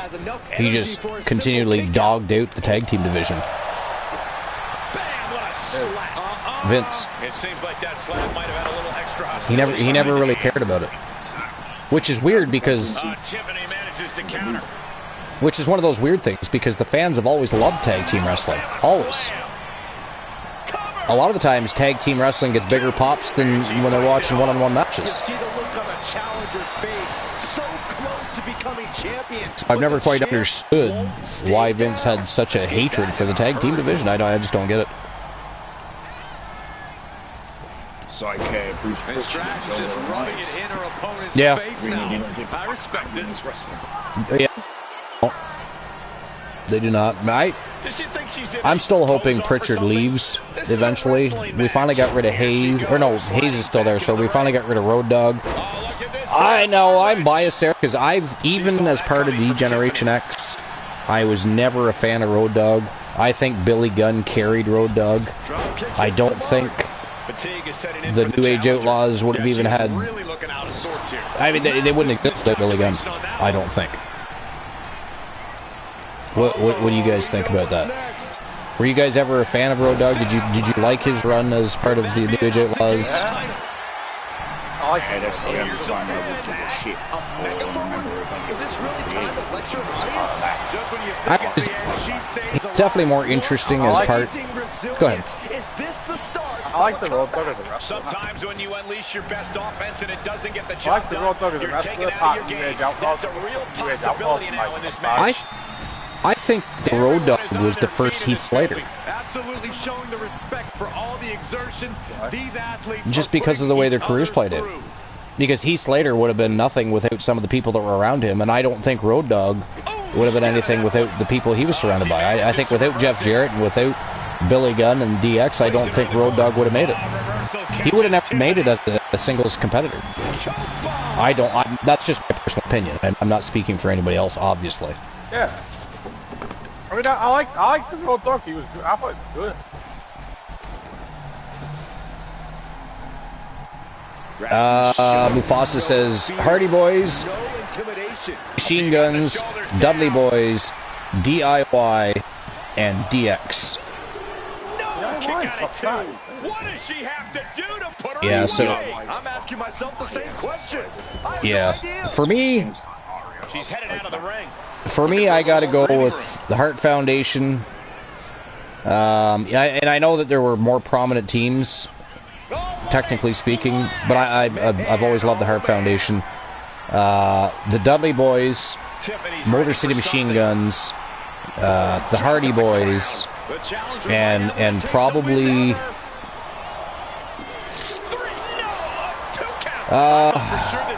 there's so many other teams. Like I could easily say Edge and Christian, but they weren't necessarily a tag team. They had singles careers and they had tag team careers. One of my old, if I could throw an old team in there as one of my favorite teams from the past, I would say I really enjoyed watching. Foundation. Some mental chess here from Stratton. Stratton's pulled in. See that again? Brought down with a DDT. The Foundation. Champ is in One of the control. old. Oh, shit, that's the Well, no, I already mentioned them, but if I was to throw in an older team, I would have said Strike Force, which was Tito Santana and Rick the Model Martel, who at the time was just Rick Martel, obviously, but because the Model came after his stint with Strike Force. So, if you've never seen any matches with Strike Force, I would definitely suggest watching one. Wow, Tiffany Stratton just about eliminated the champion. Nightshade with an ankle lock on Blake Monroe. And Blake taps out. We are down to 2. It is Tiffany Stratton versus the champion, Nightshade.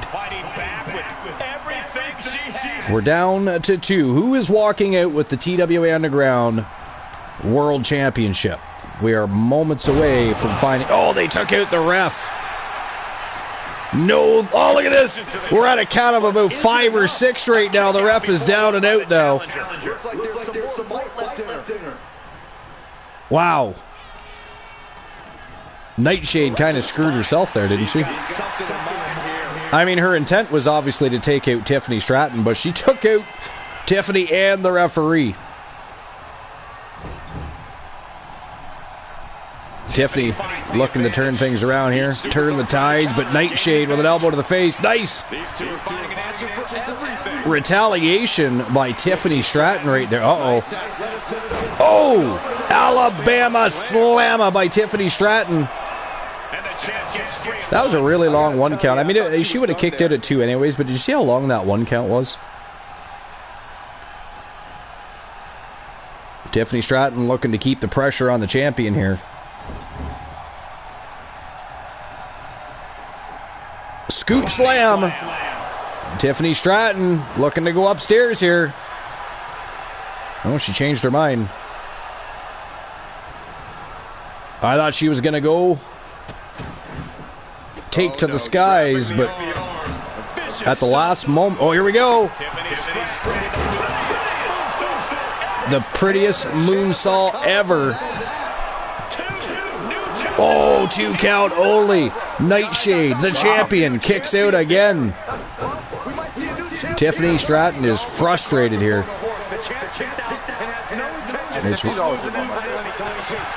Tiffany Stratton is awesome. Anybody that says different, it makes you wonder if they've paid attention.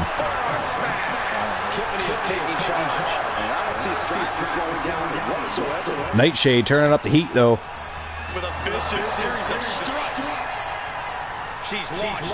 Over the top over the top rope goes Tiffany Stratton. Look at pieces of guitar everywhere from earlier. Nobody can clean that up. We'll just leave it there for them to land on.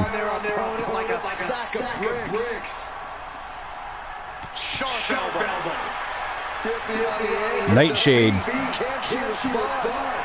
measuring up Tiffany Stratton. DDTs her right on the concrete. And that is it. That is all, ladies and gentlemen. The winner of the triple threat elimination matchup, and still the TWA Underground World Champion representing team, Sir Jack the Great One. It is Nightshade going home with their gold and sending Tiffany Stratton and Blake Monroe home empty-handed.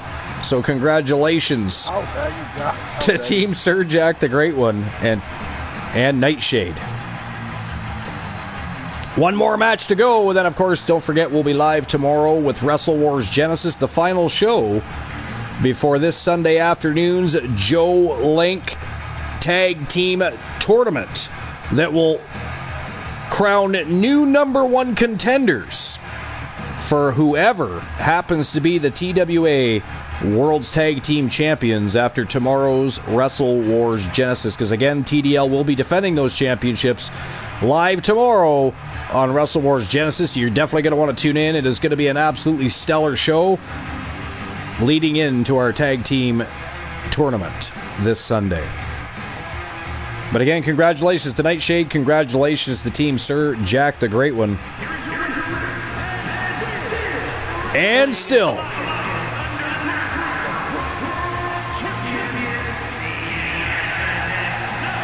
the Anarchist, Nightshade.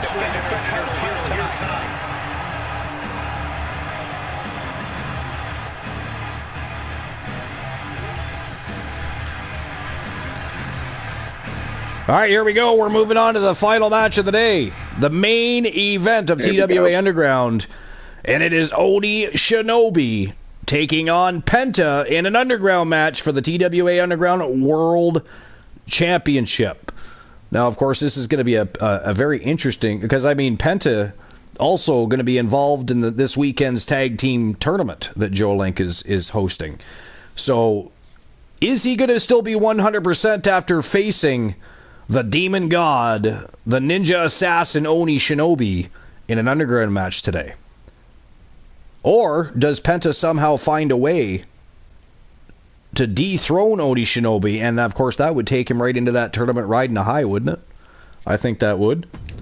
But that is our main event of the day and our next match.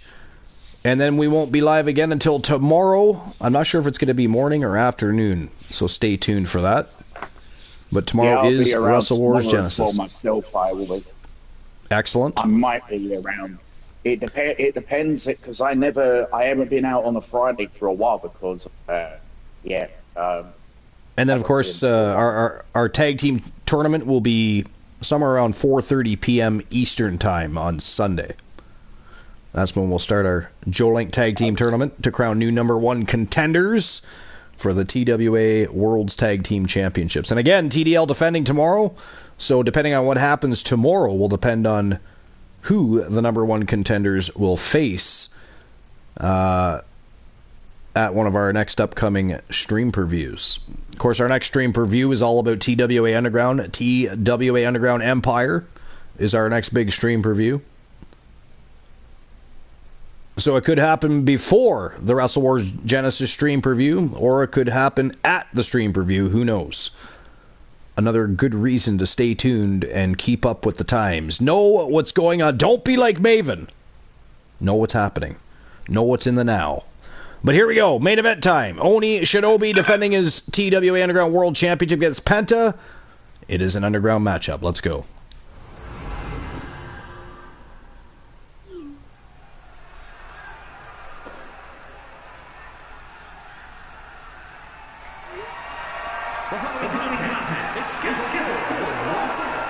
Yeah, I was out the whole time. That's why I was muted there most of it, and I was in noisy faces.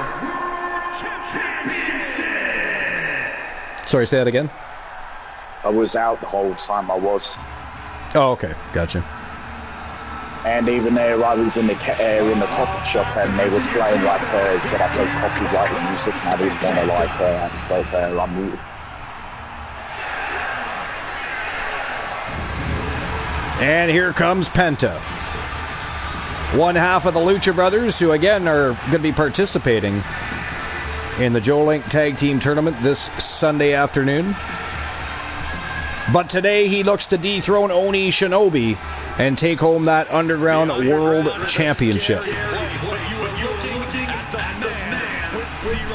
That is a feat in itself, though, because Oni Shinobi is an absolute monster in TWA Underground. Yeah, I'll definitely, for sure. Well, if I don't choose it last minute or hours before to go out, normally, like I haven't been out on a Friday ever since. I just basically take a chill pill tomorrow. Just stay at home tomorrow. Well, we'll have lots to discuss tomorrow because there's a lot of games going on tomorrow. From basketball, NHL, lots going on. And of course, TNA is tonight, right? So we'll have some more TNA for a while. So we'll have some more TNA news coming your way tomorrow as well. And here he comes. He is the reigning, defending, and undisputed TWA Underground World Champion, Oni Shinobi. From Team Oni Shinobi FU, the Demon God.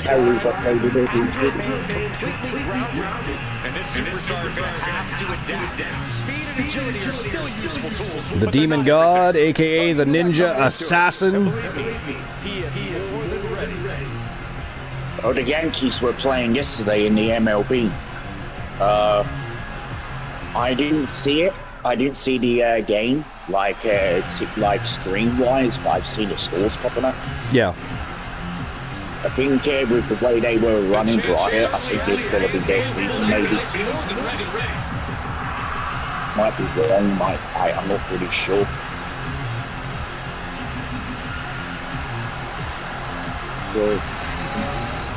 I mean, I'm a Toronto Blue Jays fan, so we'll see what happens with the Toronto Blue Jays this year. They had a great season last year, but that does not mean that same thing will happen this year, unfortunately. I was so surprised. To this day, I'm still surprised that they choked out like that. I thought for sure that the Blue Jays were winning the World Series last year, and they just bottled it. They did bottle it, yeah, because they had, like, how can you lose at home? I know, that's the thing. They had two chances. They had two chances in a row to win that series, and one of them was at home in Toronto. So it was very disappointing. Oh yeah, yeah. If you were going to say anything about a team bottling anything, you could definitely say they bottled it.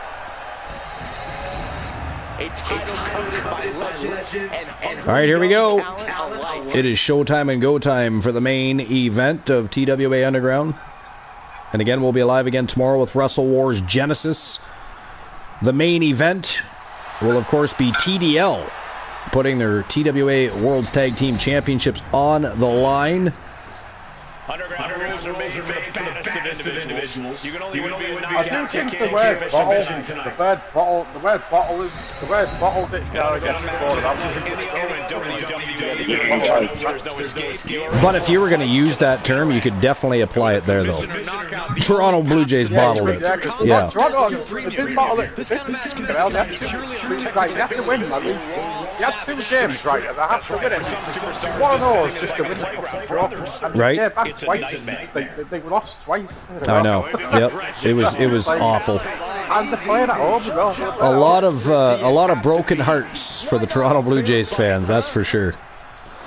That is for sure. They really did bottle it. No, they did. Yeah, absolutely. There's no other way to put it. Crank in the head.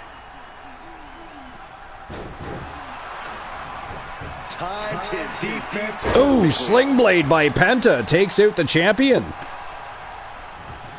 Ooh, the champ caught that leg, though. Penta looking for a super kick. Did not get it. Pele kick right to the back of the head of Penta.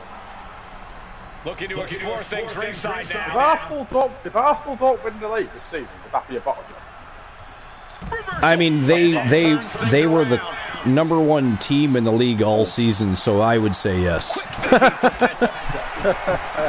You know what I mean? I don't know. Why are we talking about that? We're not going to talk about that. Arsenal's winning the damn league. How dare you? They are winning the league. I mean, they have a 9-point spread right now. They're going to have to bottle the rest of the games of the season to not win the league this year, I think. But Arsenal, this is what Arsenal's DNA was like. They didn't bottle it up. Because I mean, if you think about it from a different perspective, Man City would need 4 victories more. I really don't see a bottle job still have to think. No, I think that Arsenal's taking home the trophy. That's my personal opinion. Man, that was a hell of a left jab right to the face of Penta. Did you see that? Good Lord. Crossface locked in tight on Penta outside the ring here. The submissions do count. Submission, TKO, or KO is how this matchup could end. So far, even if Manchester City get a result against Arsenal, they'll still be 3 or 4 points behind Arsenal. Yeah.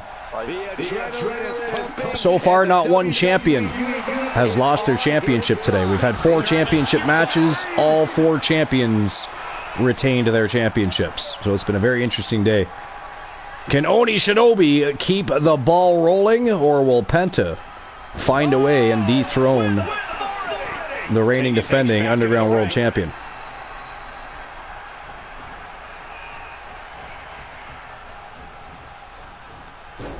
Oh, went for a drop kick. Penta. Oh, look at that! Damn, slingshot right off of the apron down to the concrete, and a flying elbow to follow up right to the spine of the champion. Penta measuring up Oni Shinobi. Oh, the Penta driver. You better pin him. And he's not pinning him. He is playing with his food. Do not toy around with Oni Shinobi. Yeah, if you look at Arsenal's running right now for the Premier League title, I don't see a battle jumper. Especially if Arsenal have to do for me is to not lose this Manchester City. Yeah.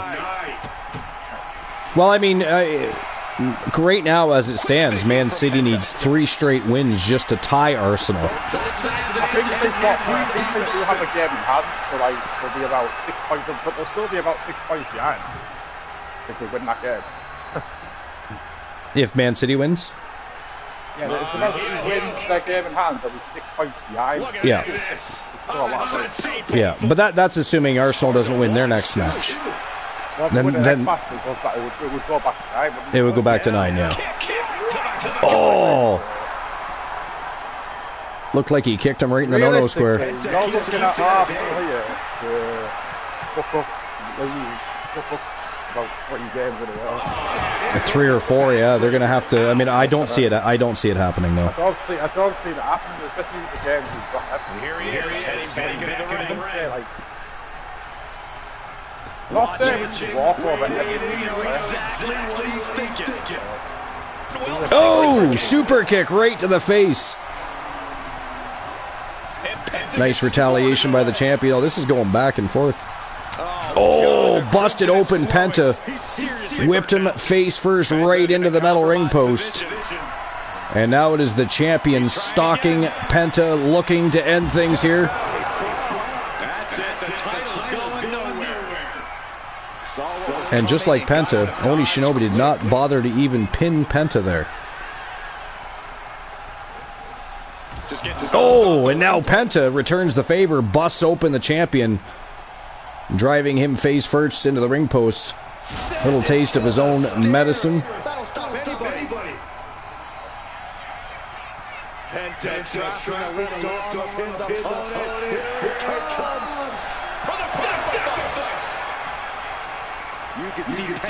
Penta measuring up the champion again here.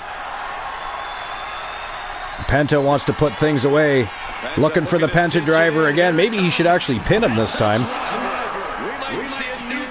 You should probably pin him. And he's not. He's going to go for another one, I think. He, again, playing with the champion. Not a great idea. The champ catches the boot. Dragon screw leg whip for his efforts. And now the champion Looking for that Death Valley driver. No!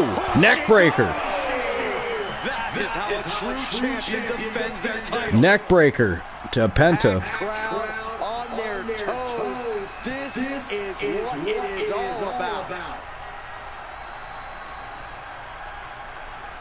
Into the steel step. Oh, you went around the steel steps. Looked like Oni Shinobi was going to toss him right into those steps, but Penta able to sidestep the steel steps. Elbow to the face. Penta back on the attack. Reversal, though, by the champion. Look at that, Penta right back. Oh, his sling blade out of nowhere by Penta. Elbow to the spine.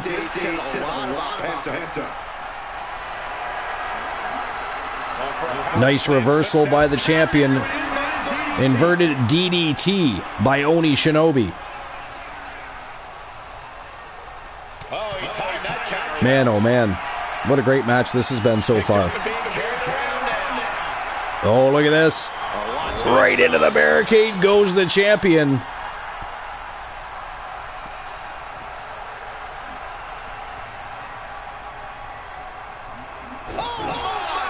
Show of power there by Penta. Tossing the champion back into the ring. Or back onto the ring anyways. There's no ropes. Can't really throw him into it. Only onto it. And Penta now looking to end things here. Oni Shinobi doesn't see what's going on behind him. Oh, he caught the boot. Big right hand to the face, and oh, just about went off. Oni Shinobi. Oh, wow. Wow, did you see that? That's got to be a game changer right there. No! Penta still in it to win it. Wow, Mexican Destroyer. And Penta now going to be looking for that Penta driver for a follow-up. Can he nail it? And will he actually pin him this time? There's the Penta driver. And he knocks him out. Holy shit. That is it. That is all, ladies and gentlemen. The winner of the match and your new TWA Underground World Champion, representing the Lucha Brothers, Penta, going home as your new TWA Underground World Champion. Wow. Gotta be honest, guys, I did not see that coming. Good for Penta. I think you see that. I didn't see him with it. Wow. Yeah, he's the new. He's the new TWA Underground World Champion. Fucking hell. That is crazy. UK25 has been years into fucking normal wrestling, man. You might want to just forget about your great wrestling, great characters, because you might want to put the normal superstar. Fucking, they always keep it doing great. Wow. Crazy. Well, I, for one, am mind blown. Penta, the new TWA Underground World Champion, after defeating the Demon God, Oni Shinobi. Wow. You know what? I think when I first played Michelle McCullough, she won the fucking title with it. I didn't even like, I didn't do any truth, but Look at that. We have a new Underground World Champion. Crazy. Who saw that one coming? I don't know if I don't think anybody saw that coming. So Penta will now enter this weekend's tournament, looking to become a #1 contender for the Tag Team Championships in the Linck Tag Team Tournament, but he's going in as the Underground World Champion. Wow. Fucking hell. All right, well, ladies and gentlemen, that is it. That is all for episode number 701. What a show TWA Underground was. If you missed any matches, make sure you go back and watch the VOD, because it was an absolutely amazing show. We'll be live tomorrow with Wrestle Wars Genesis, episode number 702. And then this Sunday afternoon, the Linck Tag Team Tournament to crown new #1 contenders for whoever is the TWA World's Tag Team Champions after tomorrow's show. You don't want to miss a single solitary second of the action. But that is it. That is all for 701. It's that time of day. You do not have to go home. You do, however. You want to say it for me, Luke? What? They don't have to go home. What do they have to do? Get the fuck out of my channel. Get the fuck out of my channel. Goodbye. See you tomorrow.